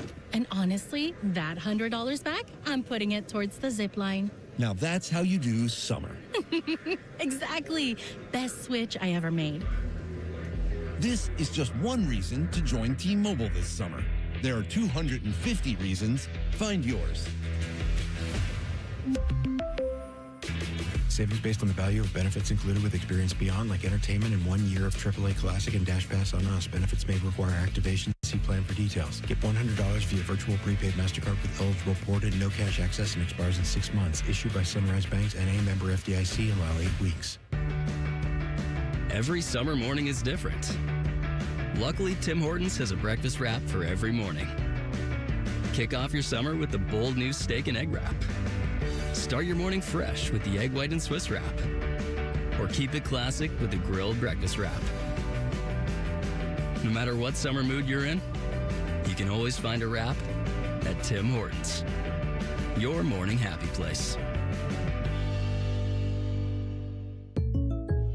Jake from State Farm. I just beat my running PR, so I'm celebrating with the Banana Bonanza smoothie. Hey, and you can keep celebrating when you create an affordable price just for you by bundling your home and auto with the State Farm Personal Price Plan. Go bananas. I will. Hey, make it a large. Bundling, just another way to save with the Personal Price Plan. Like a good neighbor, State Farm is there. Prices are based on rating plans that vary by state. Coverage options are selected by the customer. Availability, amount of discounts and savings, and eligibility vary by state. As veterans, we're no strangers to helping others. That's what we were taught, service before self. But we do have one question for the veterans listening. When is the last time you reached out for help? If you or someone you know needs resources, whether it's for stress, finances, employment, or mental health, don't wait. Reach out. Find more information at va.gov/reach. That's va.gov/reach. Brought to you by the United States Department of Veterans Affairs and the Ad Council. Statistics show that roughly 20 veterans die by suicide every day in the United States. Canines for Warriors is the leading nonprofit organization providing highly trained service dogs to veterans with PTSD and other invisible wounds of war. Backed by scientific research, Canines for Warriors has transformed the lives of more than 1,000 veterans, helping them reclaim their independence. To find out more, please visit caninesforwarriors.org. Newman Roofing is proud to sponsor the Fan and 10 TV's Beat the Heat fan drive. Help Ohio's most vulnerable residents deal with the extreme heat this summer. Purchase new box fans and take them to the nearest Franklin County fire station or buy online. For more information, visit 10tv.com/beattheheat or lifecarelines.org. What would it take for my child to only miss half a day of school for treatment? What would it take to find a cure for childhood cancer? It would take all of us to come together to support the research. Join us. Go to childrenscancer.org today. The Fan has a secret radio station. It's called The Fan 2. You can listen to the Bob and Tom Show, Jim Rome, and Buckeye stuff. Why do they pay me big money to whisper? The Fan 2 is on the Fan's HD2 channel and streaming on the Fan app. You're welcome. The Fan Guest Hotline is sponsored by Cosby Heating and Cooling and Bryant, doing whatever it takes to keep you and your home comfortable. The Fan. Hey, this is Michael Barron's Big Red, otherwise known as the Czar of the Parking Lot, and you're listening to Rothman and Ice on 97.1 The Fan. Adam King, 10 TV in the house, fresh off his trip to Chi-Town, sauntering around the Art Institute or whatever else he did there. Hey, are you a movie theater guy? I don't go very often. I went last time. I that. Told why? I don't know. You just don't seem. You seem like the kind of guy that if I said you've got to go see this movie, you would say, well, it'll be on demand in 3 months. No. I'm looking for reasons to go. Really? I want to go to I Play Rocky. I want to, yeah. What was the last movie you saw in theaters? Went with your nephew, didn't you? Yeah, I saw Disclosure Day. Was it good? No. In fact, I thought it was heavily overrated, and I made him, when we got home, say, you want to see a movie? Let's watch War of the Worlds. It was 25 years ago and was better than this one. I think the Tom Cruise War of the Worlds. Yeah, I think Spielberg actually underwhelmed himself. I think I'm not saying you wouldn't be like, there's some engagement to the movie, clearly. It's not a total dud.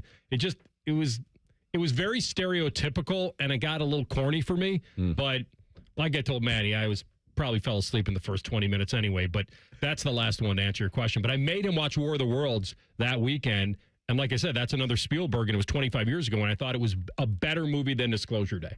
War of the Worlds kind of freaked me out when it happened. It was kind of a scary movie. I don't do scary movies. I can't do them. You scary movie guy? I can't even watch scary movie trailers. Yeah, I'm weirdly drawn to them, but I don't like the gore. Like I don't need to see the Hostel series. Like I saw the first one and I'm out. Okay. Like I don't need that. That's fair. But the other like suspenseful scary movies I do like. There was, I could go for those. But not the gore. Yeah. I'm more of the thriller stuff. But I don't like ones that I also don't like ones that are real, like Killer Clowns. Like that's I'm out on that. I'll watch the zombie movies though, which is weird. That's not real. That's right. That's what I told Maddie. Right. I already know they're dead. There's a movie that we saw a trailer for at the Odyssey. It was called Ice Cream Truck, and I don't condone this movie, but I've got to tell you, it was the most scared I've ever been of a movie trailer.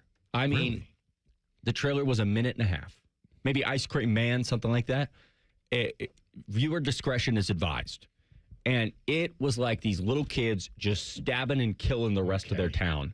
So this is like Children of the Corn redone far as an ice cream truck? And then, so obviously the movie came out, and I saw it on my timeline last night, and somebody said it was the worst movie ever made. And so now I've never been more Here's the premise.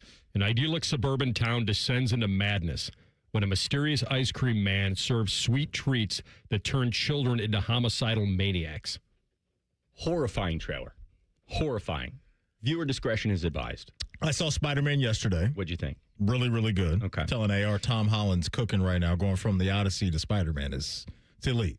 It's elite stuff. I saw that it's done almost $1 billion in the opening weekend. That doesn't make any. How is that even possible? Unreal. Globally.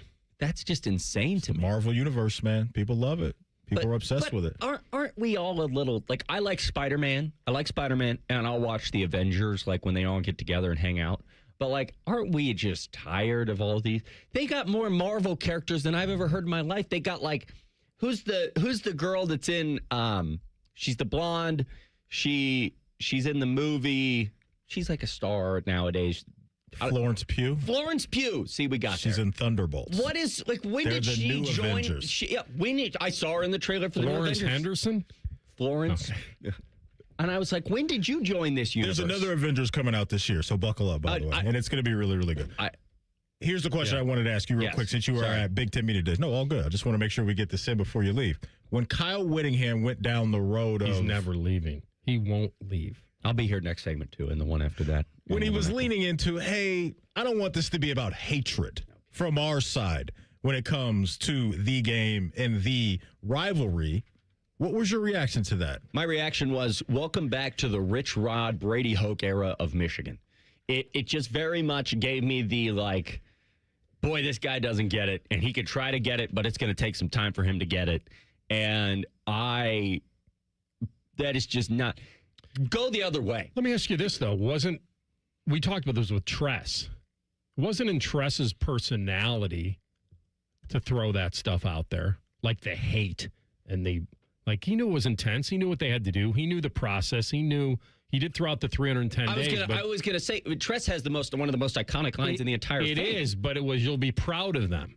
It wasn't a guarantee of win. It wasn't but it was. They're the mortal enemy. Like, it wasn't it's a very nice way of guaranteeing something. I think be proud of them. If I had to know the intricacies of what's going on up in the big house, and this is just my gut, I don't have anything behind this, it feels like there was a message sent, like, you have to stop the anger in this rivalry. It's gone too far.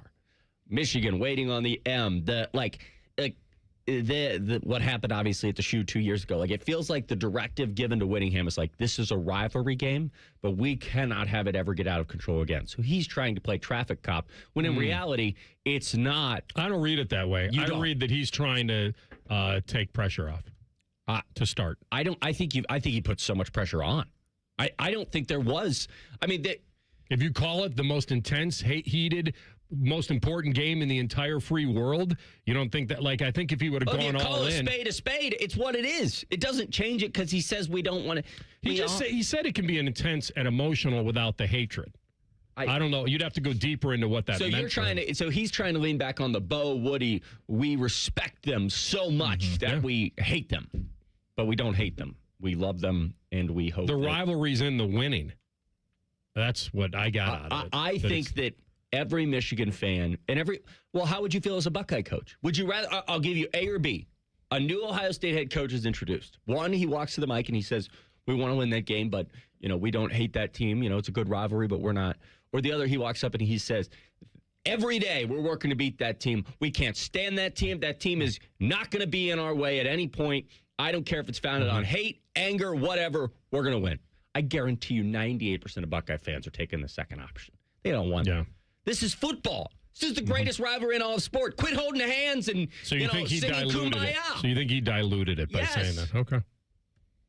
Come on. We'll know when we know. He doesn't know the rivalry, though. He'll figure it out once his job's called for after they lose this year. I don't know if he actually said the words, make no mistake. I know what the implications are. Like he acknowledged. Yeah, but this is a guy that thinks that when Utah and BYU get together, it's the most intense rivalry of all time. Like, let's not, he doesn't have that ability to see what he hasn't seen yet. Unless you're in the thick of it, you don't know. Speaking of things you haven't seen, have you been to the BYU-Utah rivalry? I've watched it I watch it on TV. I watched it every, oh my. Well, it's always a good game. It's typically like two top 15 games. A lie. What, have you been to the BYU Utah? Are you hanging out in? No. Okay. But it's very much like Carolina Duke. They're so close to each other. There's a little. You can't put Utah BYU in this. No, of course. Yeah, I mean, it's a holy war. I understand. But like, it is not. I would argue that the Utah-Oregon game is bigger than the Utah-BYU game because it actually has national merit every year. I think it was a miss by him. It was a swing and a major miss. It was a miss by him. I don't think it's going to have any effect on how tough his team is, how hard they play. But I do think there is something to being able to win certain moments as a new head coach, and that was opportunity for him to win over maybe some of the fans that aren't on board with him. And I think some people that may have been on the fence may say, well, what was that? If you go overboard, you can always dial it back. If you go underboard, it's hard to say, well, yeah, I actually think it is important. So, Matt, if it's not going to affect the game in any way, though, then what does it really matter? It does affect the game. That's what I'm saying. It does affect the game. How? Because I want, on that opening kickoff, Kyle Whittingham to look across and go, I hate that guy. Because that's what everybody in the stand is doing. All these coaches talk before the game. Didn't Urban talk to Harb? Didn't Ryan talk to Jim? Yes, like they meet before the game. It is. I'm not saying they're talking about football, but it's not like get away from me. It is a rivalry founded on. Then why are these coaches talking before the game like they're old buddies? But they're not. They don't like each other. It's a fraternity. What makes it so great. I think it could be an act, some of it too. Yes. No. Checking the box of what I'm supposed to do. But if you hate them as so a head much, coach. like you can't have both. You can't say how much I hate them and then act buddy with them before the game. It's required. You know where I'm at with handshakes in sports. I think all of them need to be done. We don't need to be. You cannot. The idea. There is no doubt in my mind, whether it be Urban, Ryan, Luke. I'm sorry, you only had 1 year. Tress maybe is the only one that I can't like. They hate that other team. They respect them, but they hate them, and that's what the rivalry is. And we've played this weird game. Like, well, we all need to, be nice and be. Yeah, that's out the window. I don't like that. It's gone. Okay. It's a rivalry built on But I just think there's all sorts of levels. Maddie and I discussed last, because you don't think bulletin board material matters. No, so then why would this matter? I don't think bulletin board. Then why does this matter then? Bulletin board material doesn't show itself at all on the field. Well, then why would this matter then? You don't think? I am agreeing with you that I don't think it's going to matter come that game. I just think you have to do things as a coach. I don't think what he said matters. I think that's how he really. It's what he didn't say. I think if that's how he feels, it's going to matter come the last Saturday in November. Because you got to have that anger. You got to have everything leading to that game. All I want, I guess, you're right. We'll know when we know. We'll know. And maybe he isn't built for the rivalry. Welcome back, Rich We don't know that Rodriguez. yet. We don't know that yet. Welcome if he's back, built for the rivalry. Brady Hoke. Mm-hmm. It's very interesting if his personality, because I did applaud him last week for being at least genuine to himself. They didn't manufacture or fake it. Well, yeah, but if it doesn't work, then he's not a Michigan man. Like it's not burned into his mind every day. So yeah, you can't. But you just don't. You don't know until you know. You don't undersell one of the most important things to that program. I think if it happened at Duke, North Carolina, they would fire the coach already. That would have been great. Yeah, you should have asked him. I'd say, listen, you flunked the test. You're out. You're out. See you next year. All right. Good to see you, man. Hey, this was a pleasure. Best part Where of are you flying off to this week? Anywhere? I'm going to go over to the Woody Hayes Athletic Center and watch some football. Welcome back. We made it through that long off season. We're here. We're here. We Thanks, did it, bud. gentlemen. Talk to you soon. That's our friend Adam King of 10 TV, who has an open before we got our open. That should make you feel pretty strong. Deep dive coming up next. The Dodgers are playing the game Just better than most. Rothman and Ice and the Fan. All the 10 TV people come over to our side of the building to take a deuce. That should tell you something about how we operate. The Fan. Men, if your energy is down, your workouts aren't producing results, you're gaining stubborn weight, losing muscle, sleeping poorly, or just not feeling like yourself anymore, it may be more than just aging. This is Jeff for Tri-State Men's Health. Our low T and body composition treatments are designed to help men regain energy, improve focus, sleep better, build lean muscle, reduce unwanted fat, and restore confidence both in and out of the gym. At Tri-State Men's Health, we specialize in helping men optimize their health, performance, and vitality. Using personalized medical treatments tailored to your health and goals, many men begin noticing improvements in energy, mental clarity, recovery, motivation, libido, and overall body composition within just a few weeks. Your initial visit is just $99 and includes blood work, PSA and T-test, and a medical consult. And if you start on treatment the day of your appointment, your visit is free. Call 800-900-9654 or go to tristatemenshealth.com. We have 6 offices across the tri-state area to serve you. Feature therapies are compounded and have not been evaluated nor approved by the FDA. Provider prescription required. See website for details. At CEC Turf and Tractor, family means everything. That's why we're proud to welcome Green & Sons Equipment's Mount Sterling and Marysville locations to the CEC family. We're honored to carry on the relationships Green & Sons has built in these communities for generations while expanding our ability to serve you with more parts, more inventory, and faster response times. As one of Ohio's largest Kubota dealers, CEC Turf and Tractor is growing without losing sight of what matters most: hardworking people, trusted relationships, and hometown service. Visit CECTurfandTractor.com today for all your Kubota needs. Listen to Financially Fit Radio with Corey Sickles this Saturday morning at 9 on 1460 AM, covering topics like what you need to know about annuities and how to stay healthy and enjoy retirement. Financially Fit Radio this Saturday morning at 9 on 1460 AM. It's Leslie again from Pella Columbus. And I'm Wilson from that other window place. Wilson, we've kind of got a big announcement. We're doing a special sale right now where qualifying installs are 40% off. Well, we're doing that at the other window place too. Ah, that's an interesting coin. April Fools. April Fool's Day was a while back, Wilson. Leslie, it's April 1st somewhere. Is it? Agree and disagree. Get the windows that Columbus homeowners rated the leading window brand at PellaColumbus.com. Getting a speeding ticket can ruin your day. But what about that cyclist? Or the pedestrian crossing the street? If you hit them while speeding, you'll do more than just ruin their days. That's why tickets are more than just a fine. They're a second chance. A reminder of what's on the line when you're behind the wheel. You won't get a do-over every time. So take this as your sign to follow the speed limit every drive. Speeding slows you down. Paid for by NHTSA. How many of you have had your garage floor done? I'll wait for the answer. Yeah, that's enough. How many of you think it looks like crap? That's because it is crap. One quick call to Comer & Cross Concrete Floor Coatings at 1-800-NEW-FLOOR, and they can install a gleaming new Comer & Cross garage floor in one day. A Comer & Cross garage floor is the gold standard. It's like pulling into a new car showroom every night. And here's the best part. It is guaranteed your garage floor will never chip, crack, or show tire lift like epoxy or paint ever. And listen, you lazy bum, they'll even take the stuff out of the garage for you. They're all certified uniform pros, no subcontractors at Comer & Cross. This is a premier product with premier results, and they hired a premier endorser to tell you about it. For your quick and easy Comer & Cross garage floor quote, call 1-800-NEW-FLOOR now. That's 1-800-NEW-FLOOR, or go to comercross.com, C-O-M-E-R cross.com. Lanny went to college and racked up huge debt. A little bit over $100,000.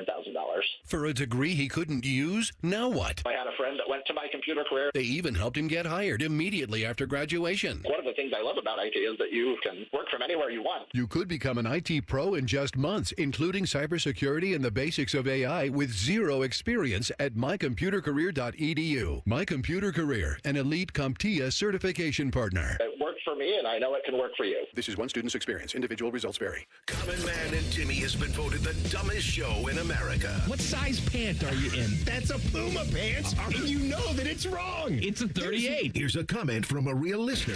I just started listening to the stupid show. It's minimal sports discussion with large amounts of absolute nonsense. Why don't you just put on a sundress and sashay around the town square? Common Man and Timmy reaching new heights of stupid. Weekdays from 3 to 6 on The Fan. Ohio's nonsense destination.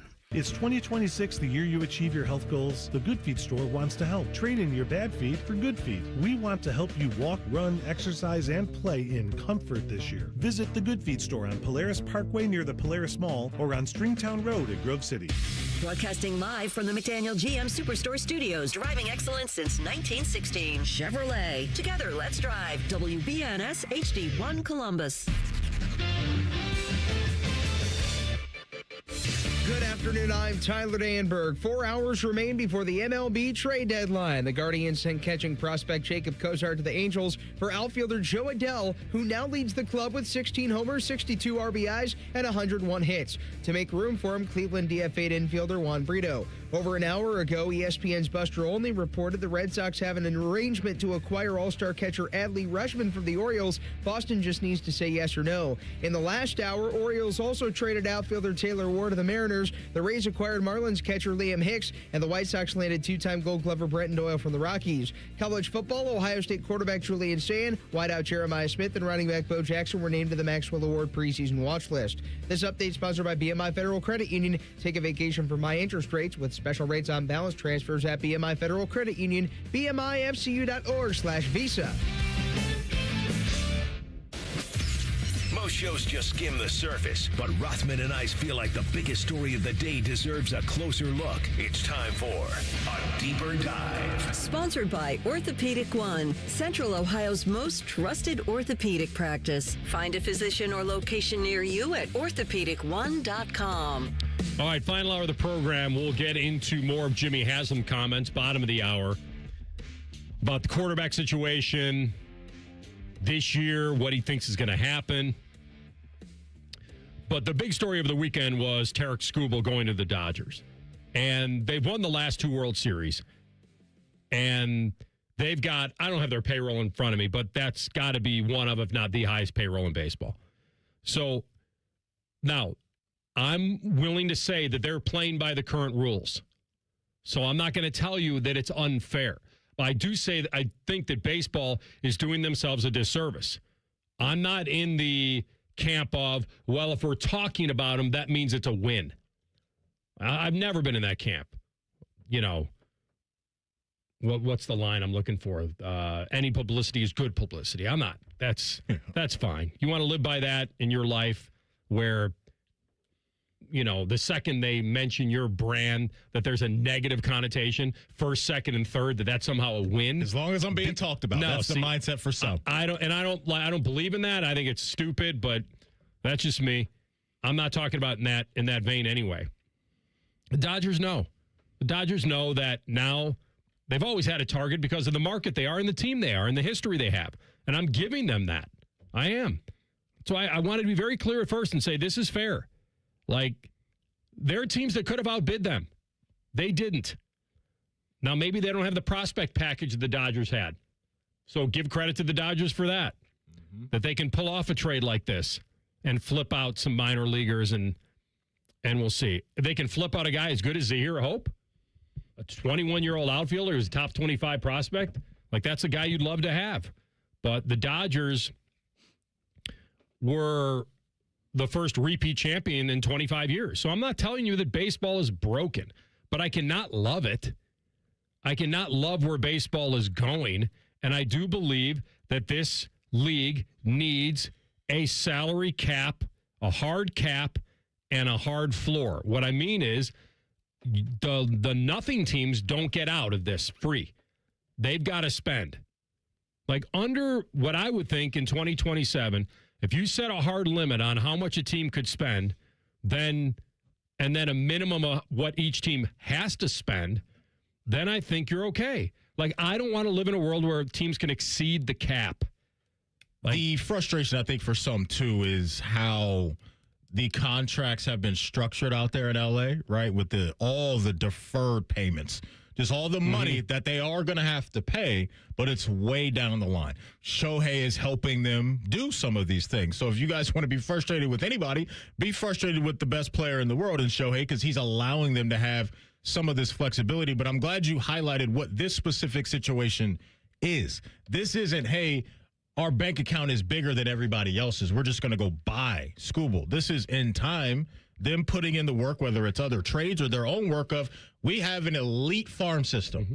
So when we have these opportunities, we're going to do it. Because he's a rental. No question, right? And so all these other teams that were in the mix had an opportunity to get this thing done. The Dodgers sat back and said, man, the Tigers sat back and said what the Dodgers are offering is just better than all these other teams. And then you just brought up the other angle. There's no guarantee that he's going to be a Dodger for the foreseeable future. No. I think there's a strong percentage of that because when you're an elite player like Skubal around other elite players and all the other reports of how the Dodgers take care of their players, how they have a plane specifically for the players to where after their game, they don't have to wait on trainers or anybody else. The players are gone and they can get to the next city an hour before, 2 hours before, whatever it is. So they lean into taking care of their own, and that's going to be really appealing for him. The other reason why I'm not going to be crying too much about this is because there was a lot of chatter last year about, well, the Dodgers are going to win it all, and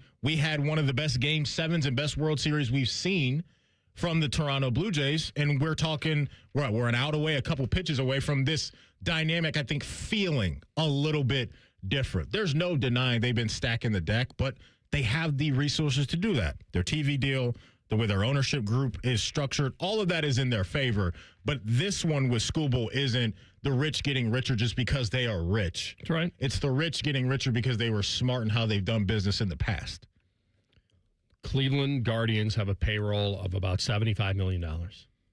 The LA Dodgers have a payroll of about 300 plus. I don't like that. Well, you can put it on the owners, you can put on whatever, but if you put a hard cap in on this thing and a required floor, I think you'd have a system. And I think you'd have a system where the bottom half market teams, the fans of those teams, could go in thinking, we got a shot. Let me ask you this. If the Blue Jays would have won the World Series last year, would you be feeling this way? Maybe. Probably not completely. It was that close. Mm-hmm. We haven't had I don't think we've had a three-peat in... I think since the 70s or something. I don't even like think that. a National League team's never done it, I don't think, at least as far as I know. Yankees 98 through A's? 2000 or something like that? Yeah, so it's That's what I'm saying. It's new, and it's cool for a lot of people, and here's my ammunition on it. Over the last, 10 to 15 years, a bottom 15 market, we've had one winner. We've had Kansas City in 2015. And feels like in other sports, this happens a lot more. NHL, it happens a lot more. Like, I like when fans in several markets believe that their team can be competitive year in and year out. It does take good ownership. It does take good scouting. Yeah, that's the not other a perfect part too. system. Like let's not bail out owners for not investing either. Well, that's why I want a floor. That's the other part of this too, is that even without this stuff that you're highlighting, they can still go out and be more aggressive financially. And some of these owners are just sitting back and not choosing to do so. And I know there's some Guardian fans listening to this and probably thinking the same thing. Like, they've had teams that are playoff contenders, division winners, and they're just been a piece or two away, and ownership hasn't financially gone in the way that I think they should, and probably some of their fans as well. So I don't want to just give the owners a get-out-of-jail-free card with this salary cap stuff, even though I think that's definitely on the table, because one team, I think, is being smart with their resources. No, that's why I'm an advocate for not just a cap, but a floor. That you can't get away with not spending. That you have to. Right now, under the league, like if you set a hard limit on how much a team could spend, let's say you'd set it at $250 million, and then I would set the floor at $175. So now, if you own a baseball team, you have to spend. Step up. And you have to, and if you're dumb still, then you're going to get crushed. But at least the disparity would be a lot closer. Like, if I said that no baseball team could exceed the cap, all 30 clubs required to comply with the floor, all of a sudden now you'd have something. Like, and I think that's where this should go. I don't know if it could or whether it will, but the cap would require a lot of clubs to reduce their payroll. And I guess probably 8 to 10 would have to cut about $500 million off their payroll. My mind goes to how much parity would that bring into the sport even then? Because the teams that do have to spend that amount of money, would those players that you're offering want to go there? versus some of the teams that would still have, obviously, the money to offer these guys that are in bigger markets, on better teams, whatever it is. So the effort would be there from some of those teams that you're talking about. I just don't know if that's going to automatically equate to more parity. I don't think it will. It's not a guarantee. Yeah. You're right. It's not a science, but it would bring it a lot closer. And there have been a combined 20 champions from bottom half markets since 2012. 5 in the NFL, 7 in the NBA, 8 in the NHL, and 1 in Major League Baseball. I guess that's my stat of the day. So you think this is bad for the game? I think the game could be better. I think you'd have more competitive, more parity, more chances, more markets getting a taste of it. But you'd have to require them to spend. I'm not letting them off the hook. I'm not trying to bring the rich back to them. I'm trying to bring the rich closer and then them have to come up and spend money to make the disparity a lot less than it is right now. Okay. I'm not sitting here with this overwhelming feeling that this is the worst thing that's happened, because I still think that the Dodgers, with Scooble and the crew that they have, this isn't some, hey, you're automatically handed this thing. I don't view it that way. They're no doubt the favorite. That's why I made it very clear in the beginning. This was a trade. But, yeah, after what I witnessed last year, I don't think this is a guarantee. All right, we're going to come back, and Todd Monken talking about his quarterback pecking order, and maybe one guy will get his shot. You'll hear it next. Rothman and Ice and the Fan. Wake up with the Fan. Eat lunch with the Fan. Go to bed with the Fan. Dream about the Fan. Then change your sheets. Gross. Ew, you guys are gross, but stick around in case I don't find anyone else. The Fan. Whoa, what's all this? These screens, the food? All for the game, bro. Dude, let us pitch in. No need. I've got it all covered. With T-Mobile, I'm saving $1,000 bundling my wireless and internet. No way. Really? Yep, and the price of my plan won't change for 5 years. Wow, I'm definitely switching to T-Mobile. Goal! Here's to score big with T-Mobile. Families save up to $1,000 a year when they bundle fast, easy to set up, all-in 5G home internet with 4 phone lines on Experience Beyond. And your plan price, guaranteed for 5 years. Stay connected con tu gente and catch every match with T-Mobile. Join now at T-Mobile.com. Price guarantee on talk, text, and 5G data. Exclusions like taxes and fees apply. Savings based on third line free via monthly bill credits. Internet discount with $15 in monthly bill credits and auto-pay discount. Qualifying credit required. Credits may take up to 2 bill cycles and will stop if you cancel any lines or change plans. Sometimes a girl in my class doesn't bring anything to eat for lunch. The truth is, in America, 1 in 5 kids worry about their next meal. I want everybody to have yummy food. So do we. That's why Kroger donates surplus fresh food from our shelves to your local food bank. We've provided over 3.5 billion meals through our Zero Hunger, Zero Waste plan. Visit Kroger.com to see how you can help fight hunger and waste in our community. Because nobody should have an empty tummy. When it's time to replace your roof, siding, or gutters, trust matters. That's why homeowners across Central Ohio have voted Newman Roofing City Scene Magazine's best roofing company 5 years in a row. Call 614-NEW-ROOF or visit newmanroofing.com today to schedule your free estimate. McDonald's is putting value back on the menu. Whether you're craving a Big Mac, McNuggets, or sausage, egg, and cheese McGriddles, make it a meal and save. Your favorite is now your wallet's favorite too. Extra value meals are back. Enjoy a $5 sausage McMuffin with egg extra value meal, complete with hash browns and a small coffee. Most stores open 5 a.m. or earlier. Price and participation may vary. Promotion pricing may be lower than meal pricing. Attention, Columbus. The new player is officially in the game. Vermeer Heartland is now open at our brand new Columbus location. And that means easier access to the Vermeer equipment you trust, plus genuine Vermeer parts, expert service, and a local team ready to help keep your equipment in the game and your projects moving. We're proud to be a part of the Columbus community and ready to serve you. Vermeer Heartland is now open. Get location information at VermeerHL.com. That's VermeerHL.com. Game on! Hi, I'm Connie Britton. I support Feeding America because they help provide over 6 billion meals to people in need each year. Learn more at feedingamerica.org. Feeding America, 200 food banks strong. What defines Ohio? A place that dares to go first and never looks back. There's no slowing us down. At Jobs Ohio, our mission is clear. Strengthen job opportunities and empower Ohio's workforce. Another reason why Ohio is now ranked the #1 state for business by CNBC. This is what unstoppable feels like. We did it together, Ohio. Our time is now. See Ohio's momentum at jobsohio.com/Ohio's time. It's a busy intersection in your neighborhood. Drivers, cyclists, and pedestrians all moving with their own destinations in mind. Think of the roadway like an ecosystem. Every move affects someone else. And whether you're behind the wheel, on two wheels, or on foot, the road is full of signs, signals, and people telling you what's ahead. When we anticipate what's happening around us, when we're predictable, when we share the space, everything is safer. There's space for all of us. Read the road, Ohio. Brought to you by the Ohio Department of Transportation. Think you know Buckeye football? These two say, hold my beer. The Beat with Austin and Byrne. Sponsored by the Waterworks. Daily on the Fan's YouTube and wherever you get your podcasts. Your home of the Buckeyes, The Fan. Fan weather. From the Logan AC and Heat Services Weather Center. Hey there, happy Monday. Lots of sunshine for the remainder of the day. Highs right around 82 degrees, but come overnight tonight, lows in the 60s. It's going to feel quite nice tomorrow morning with lower humidity to start off your Tuesday morning.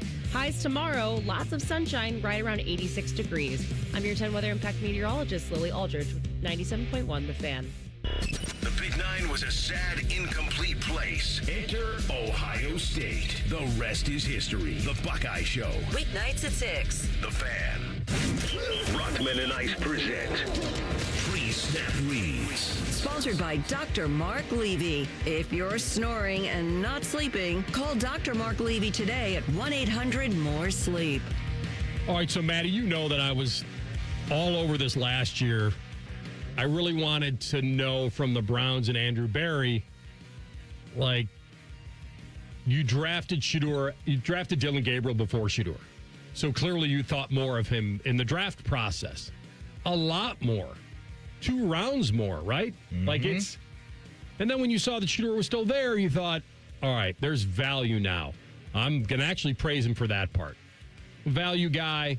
Who are you giving praise to? Because I'm still... No, I'm giving Barry some praise for seeing some value and saying, all right, just because I drafted Dylan doesn't mean what I want that I couldn't have Shedeur. But what I was saying is that you have to hold him to that he thought Dylan was better than Shedeur. They were both available at the time. He chose Gabriel. I'm going to go to my grave believing that wasn't an Andrew Berry call. The Shedeur pick. Yes. Yeah, that was Haslam pick. Because I guess it doesn't make much football sense to me when it comes to roster construction to do that as a GM. You already proved that you liked the other guy a lot better. Correct. And so I'm always going to think that was a call from old Jimmy. Don't need to get too carried away with it, but it's something you rarely see teams do, is double dip in the same draft at that position. Well, I guess the defense would be that I drafted Dylan. He was 3rd round, correct? Yeah. That I drafted Dylan in the 3rd round. It's not like he was a 1st rounder and then I grabbed another quarterback later. It just puts he could always say that, hey, there's no guarantee my 3rd round quarterback's going to make it, and I'm going to volume shoot a little bit. And Shedeur, there was value. The other thing with Shedeur is he was slated to be, unlike Dylan, a 1st round pick. Yeah, in the minds of some, that definitely was out there. I just think as a GM, that puts your head coach in a very tough spot. Right? Managing that on top of already having Flacco, on top of already having Kenny Pickett at the time. I just thought it was odd, and obviously it didn't work out. And so now here we are turning the page, and 2 of those guys are still here. Now you're adding a 3rd with Deshaun into this mix, and I don't really think Dylan's factoring in. Here's much. The day 2 of Browns training camp, the observations from ESPN, Daniel Oyefusi. Slow start for the number 1 offense. Shedeur got into a rhythm late. Deshaun bounced back after the 2-interception day, much sharper. O-line still working through things as expected. Some procedural penalties, issues versus pressure. All right. My gut tells me that they are going to move on from Gabriel. I don't know how you do it before the season and try to get something for him. I don't know who would be that team because I don't really know what Gabriel could offer somebody else. cutting him is the easy move. Like, he's I'm with you. What does that return, AR? Oh, it's low. 6th round pick? It's low. They'd be lucky to get a day 3 pick. Lucky. Here's the other thing. He doesn't really have any, like, truly elite traits for somebody to buy into, right? Like, so right now, if I were a team that were on the hunt for a quarterback of the future, and you offered me on one side of this Anthony Richardson or Dylan Gabriel, I'm going to bet on Anthony Richardson. It's not a lottery ticket I love, but just because of the trait. So for Dylan, short guy, doesn't have a strong arm, doesn't have great athleticism. I just don't know what would be appealing right now, because connected to the things that I listed that could be negative traits in the mind of an owner or GM is doesn't have film either to rely on. So he was a little bit of a dual threat guy, right? There was some appeal there coming out. And the other part of this makes me believe that we can't let the Stefanski factor out of this. Yeah, they didn't. That maybe he weighed in and said, I need him in my QB room. Maybe. Like, I don't want to put it all on Barry, and then I know we put the Shador on Haslam, but maybe what drove this train was Stefanski. I could see those two being on the same page for the Dylan Gabriel pick. It still doesn't add up to me, the Shador part of it, but Stefanski. If you didn't want Shador in the 3rd round, why did you want him? Why did you want him in the 5th? Because presumably you took the guy you wanted. Correct. So I say all that to get to this. Todd Monken shared his thoughts on Gabriel, and my guess is that they need to go Glaze-a-Palooza here to see if up his stock a little bit. A little. Yeah. Let's hear it. At some point, when you start in the spring, or some point in the spring and the fall, you have to set some form of a depth chart in terms of reps. That's just the way it goes. And I said it the other day, the player, everybody's competing, but you're not guaranteed the same amount of reps. So it's up to the player to take advantage and maximize those reps, which I feel like Dylan has done. So we see as we move forward, if that continues, we'll continue to up his reps. I mean, he's earned that. That's what every player should expect, right? If they play well, you have to up their reps, or what's the purpose of playing well? Here's, I think, a little bit of the reality, too, for Dylan. Is obviously they knew they had him on the roster, and they still brought in another young quarterback. I know it was a 6th-round pick. Talon? Yeah. If this was hey, we're going to bring in an OG, and you could clearly see that guy is going to be the vet, safety net to Deshaun, Shador, whoever's going to be the starter, that is, to me, I think, a little bit of a red flag for him, is that they're putting another quarterback in that room in a similar timeline. And Talon Green, I think, is their project of the tools, the upside, and they want to invest in that. So I think you're right in thinking that either he's going to get cut or they're going to try to trade him, and they're going to roll with Deshaun, Shador, and Talon Green as their quarterback. Yeah, I think that'd be fine. They're polar opposites, right? One's 6'6", the other, and they added another righty quarterback to this room. So you got 3 righty quarterbacks in the room and 1 lefty now as well. And so when Dylan Gabriel hops in there and gets the reps, he can kind of flip things and make things a little odd. Now it can be a seamless transition in practice with flow when you have all right-handed quarterbacks versus 1 lefty hopping in there. So he's a scout team quarterback. Kind of feels like that's where this is headed, man. Yeah. It has that feeling to me that if he's going to be gone, I don't know how they could cut anybody else, and you're not carrying 4. Yeah. So he'll be gone. Now, whether they get anything for him is yet to be seen, but there's a little part of this by doing right by him. TLC, do me a favor. He was a Stefanski pick, though, in my mind, because he's a ball control guy. He's a short, get it out. Quick, efficient. Yeah, I think honestly, the more I think about it, Dylan was Stefanski's guy. That makes sense, AR, because remember what we heard Stefanski saying about Jameis. Yeah. Is that, the turnovers, it was just tough. Right? He wanted, I think, a guy, to your point, played a lot in college. Could take off a little bit. Maybe not the most elite guy, but good enough. Very good in college. Right. Yeah. I'm talking traits in the NFL level to where I don't need him to be that, though, right? So I think you might be onto something. Can you look up the 25 draft, TLC, in the 3rd round? Let's play who could the Browns have had outside of Dylan game? Because I'm curious if there's anybody that went after him that were like, ooh, if they would have scooped him up instead of using that 3rd-round pick on Dylan. As far as a quarterback or anybody? Anybody that jumps out to you guys when you're rolling through the picks maybe after Dylan Gabriel. Is there anybody that jumps out to you guys that could have been the, ooh? They would have had him instead. We can go. I would have liked the kid from. Who was the kid that was lighting the world on fire with the kick returns from Tennessee? Shamari DK. Yeah, I like him. Okay. Yeah, he would have been shortly after. But that's totally different. You want to have fun? People call me brain dead, but IDGAF, Cam Scattaboo. Oh. Well, yeah, the Quinshon was drafted Hillis, where? That second round, but they did go Dylan Sampson later. Yeah. So they were open. Dylan was picked 94, Matty. Okay, and I still think Dylan's going to be a factor in the offense and help him out. So Xavier Watts would have been a good option if you needed a safety. Mm-hmm. Okay. So a couple guys maybe. But there's no doubt, right, AR? It's a wasted pick now. And I think it's always going to be a wasted pick for them. Because I don't think he's going to be doing much on Sunday. It probably is going to turn out to be a wasted pick, but in their minds, they rescued it by grabbing Shedeur in the 5th. And if Shedeur's their guy? It's kind of like going to the line, 2 to make 1, especially at that position. All right, you'll hear from Jimmy Haslam in 2 minutes, and he's very well aware of what the predictions are for his team this season. You'll hear it next. Rothman and Ice in the Fan. Hey, John, why so glum? I just got let go. The company's downsizing. This is the 3rd time in the last 2 years. I'm done with this. Have you thought about My Computer Career? I've heard they can train you for a career in IT in just a few months, including cybersecurity and the basics of AI. And you don't need prior training or experience. Now that's a recession-resistant career. Wow, thanks. I'll check them out. Go to mycomputercareer.edu and take the free career evaluation. Mycomputercareer.edu, an Elite CompTIA certification partner. Financial aid is available to those who qualify, including VA benefits. Thank you for calling 1-800-GOT-JUNK. We make room for possibilities. We've loaded the moving van and we're leaving a ton of stuff at our old address. Can you make it disappear? All you have to do is point. Can you come right now? We're on our way. We make space for hope.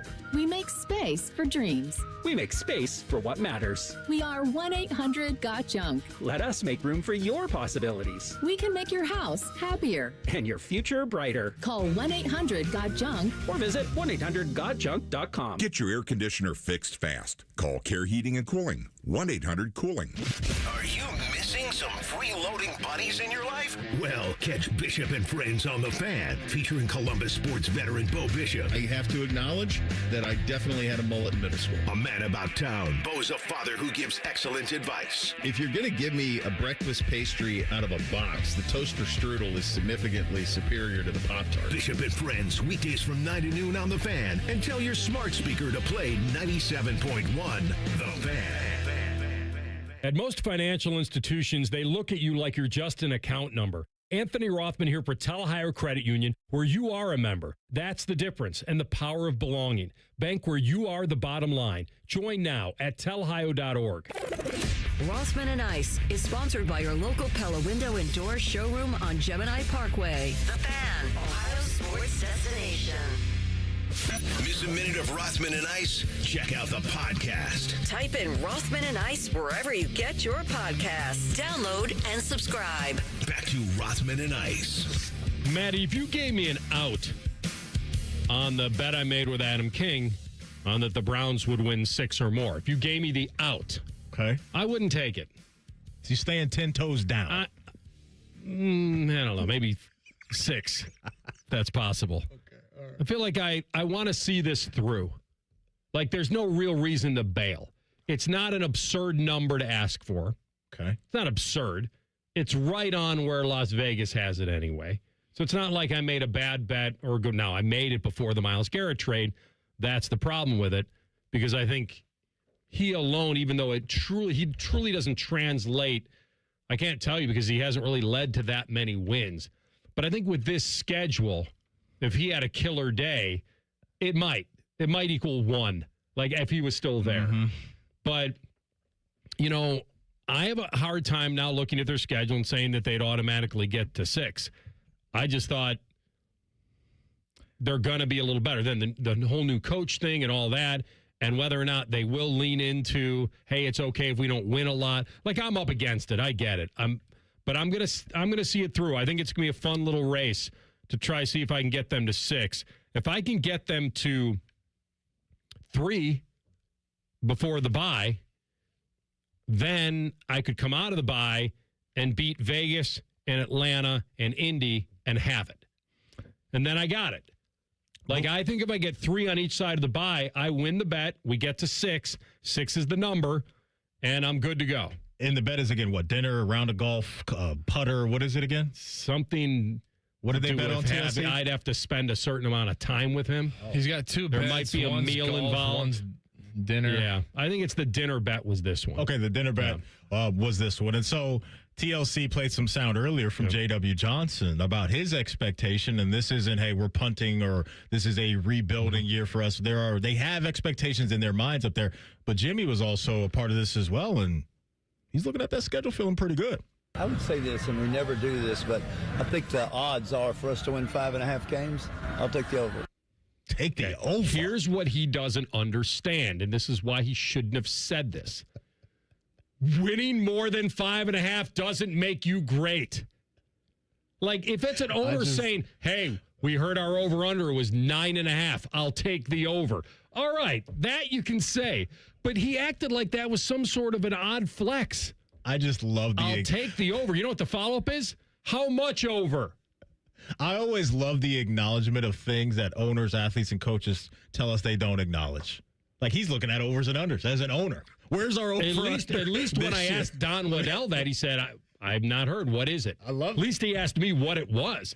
He knows. What did we play? The clip from Ben Johnson on Friday where he was. Johnson? We're the number 1 regression team in the sport. According to ESPN. Did he say according to ESPN? No, I think he just said it was scrolling through the pictures, and which is not even true. There's so many pictures of Jacksonville. That was Liam Cohen. Okay, Liam talking about Caleb Williams.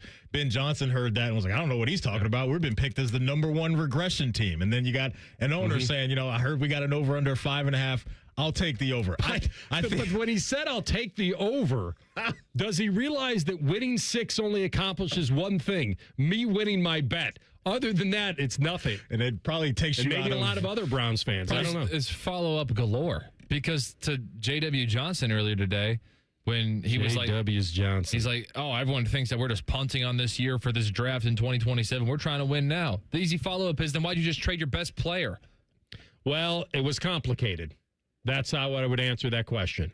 Because without violating trust with Myles Garrett and not wanting to insult him on the way out and make it all about, well, he wanted out and there was nothing we could, we were going to force him to stay. Contract. No, I understand that, but he was clearly, they used it as an opportunity, and I don't necessarily think that it's horrible to think the way they're thinking, that Myles is going to turn 31. He hasn't led to wins. While we didn't love this trade, we saw it as an opportunity to build something. And so I think we can all wrap our mind a little around that. But I just think Haslam talking about, give me the over, like that's some news-breaking thing. His number's so low. To me, for him to flex on the over on 5.5 is odd. What makes it news-breaking is an owner doing that. It is odd to your point, but an owner talking about overs and unders and saying I'm going to take the over or the under is wild. But I'm here for it, and it's entertaining. Here's where I think to get to 6 wins, the window that's going to be really important for you. I think it's the Carolina-Pittsburgh Jets window. Mm-hmm. That's got to be 2-1. Yep, in that. I agree. And for Carolina right now, wow, you're talking about 2 playoff teams from last year in there. Hear me out. Hear me out. 2 of them are in Cleveland. Hear me out. Your team, Carolina, your NFC team. They are beat up. What's that going to look like in week 3? They've lost one of their best defenders for the year. And in that Jets game on the road, they can get that. I understand you heard the Steelers pop it up in there. You wanted to ride for your guys. No, I'm talking more about Carolina and the Jets, not you guys. Okay. Well, what about Benny and the Jets? 2 of those teams made the playoffs last year, so that means they have to steal a win from a former playoff team. I think Carolina's you got to go check out their injury stuff, man. They're down bad. Who they got it bad. They're down bad. You're asking me to know injury stuff and the season hasn't started yet? This is your NFC team. You got an AFC team. These are your talking guys. About marketing and sales when I haven't even given you the product yet. Just bring the damn thing over to my house. Who's going to be my NFC team this year? Oh, you're getting a new one. Yeah, probably recycle a new one each year. I just thought you could ride with Carolina. Because I wanted Bryce Young to be good.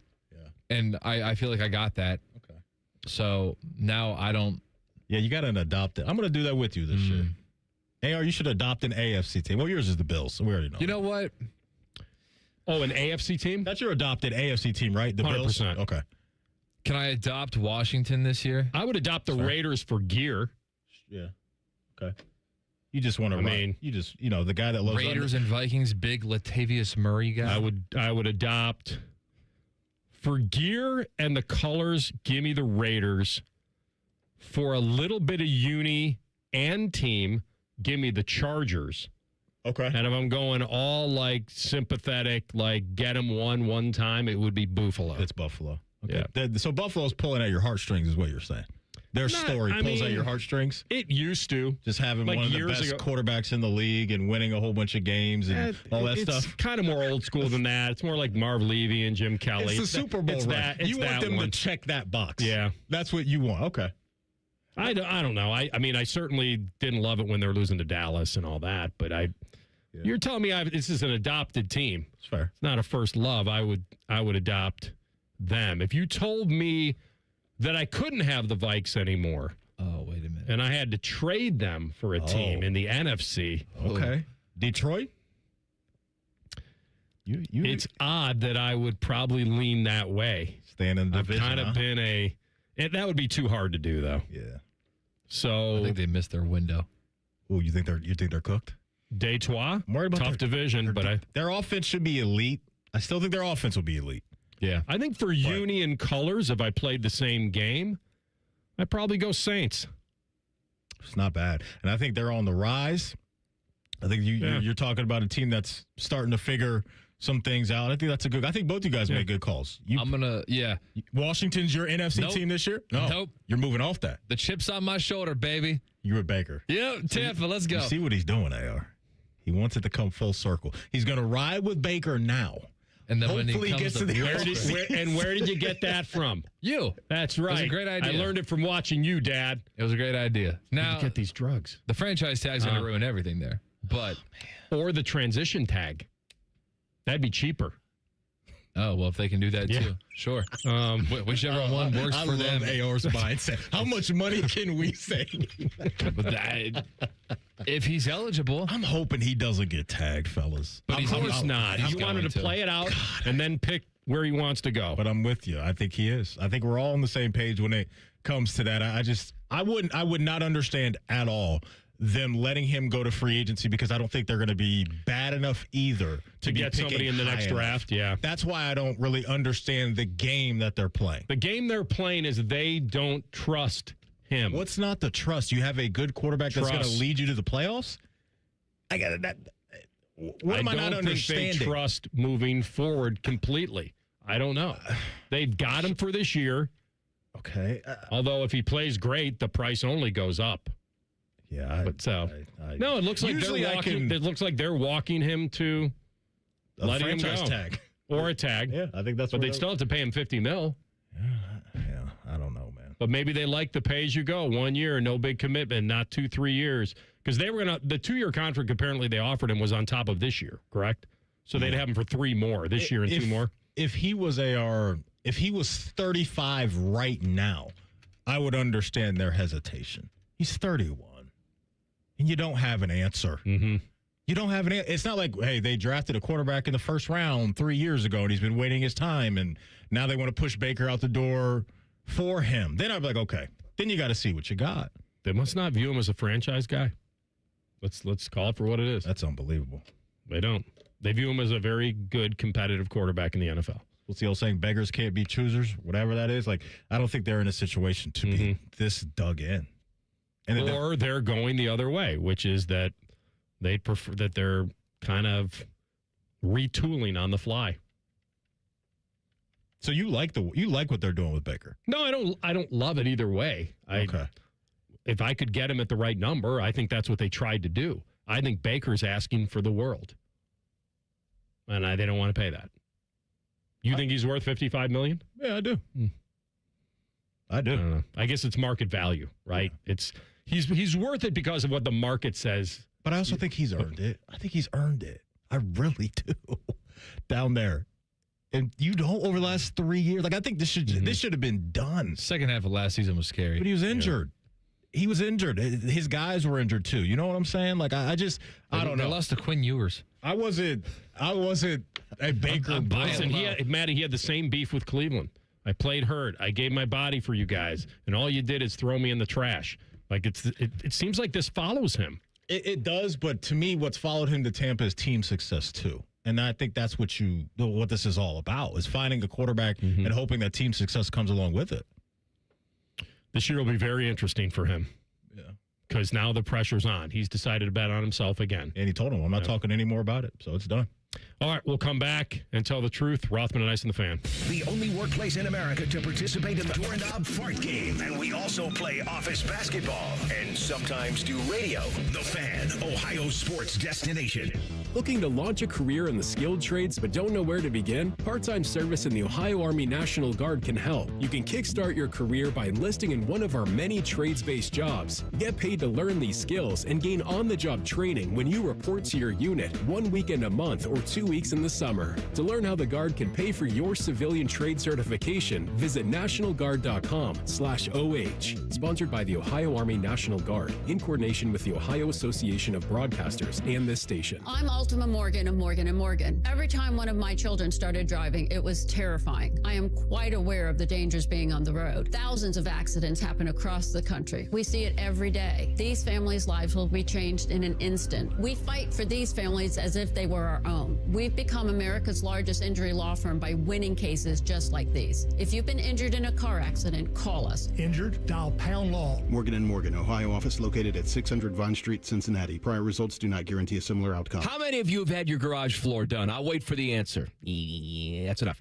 How many of you think it looks like crap? That's because it is crap. One quick call to Comer & Cross Concrete Floor Coatings at 1-800-NEW-FLOOR, and they can install a gleaming new Comer & Cross garage floor in 1 day. A Comer & Cross garage floor is the gold standard. It's like pulling into a new car showroom every night. And here's the best part. It is guaranteed your garage floor will never chip, crack, or show tire lift like epoxy or paint ever. And listen, you lazy bum, they'll even take the stuff out of the garage for you. They're all certified uniform pros. No subcontractors at Comer & Cross. This is a premier product with premier results, and they hired a premier endorser to tell you about it. For your quick and easy Comer & Cross garage floor quote, call 1-800-NEW-FLOOR now. That's 1-800-NEW-FLOOR, or go to comercross.com, C-O-M-E-R cross.com. State Fair food is getting smaller and pricier. We'll have room for fried cookies. Okay, you never overspend on food. What's your deal?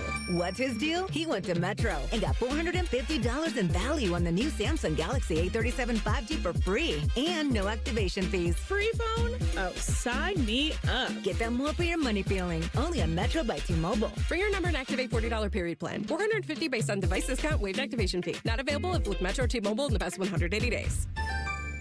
As a teacher or coach, do you ever feel overwhelmed supporting kids' mental health? Teachers need tons of help. I had never experienced players being so down that they can't even participate. It's so important that we are constantly educating ourselves. It's the same as the CPR class to me. We're trying to save a life here. The Kids Mental Health Foundation has free tools and information developed by experts. Scan the QR code or check out kidsmentalhealthfoundation.org to get started. If you dread dealing with your insurance company more than you dread build-it-yourself furniture, that came in 47 different pieces. Why do I have 6 extra screws? With extremely vague instructions. What are these? Hieroglyphics? Then you might have Insuranoia. And if you have Insuranoia, then you should get NJM. They go to great lengths to do what's best for their policyholders. No jingles or mascots, just great insurance. NJM.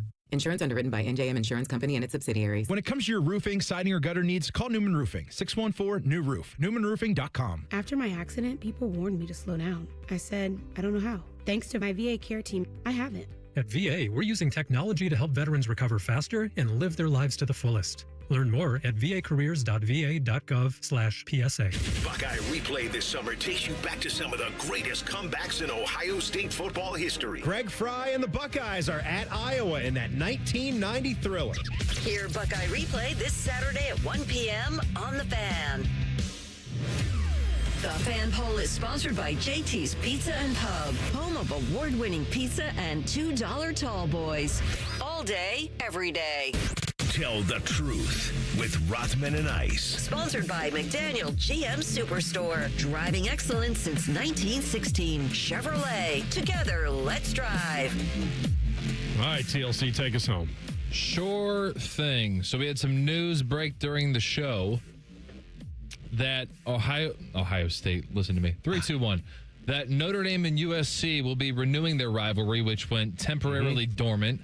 So that'll be coming back starting in 2030. I think they have a 4-year deal.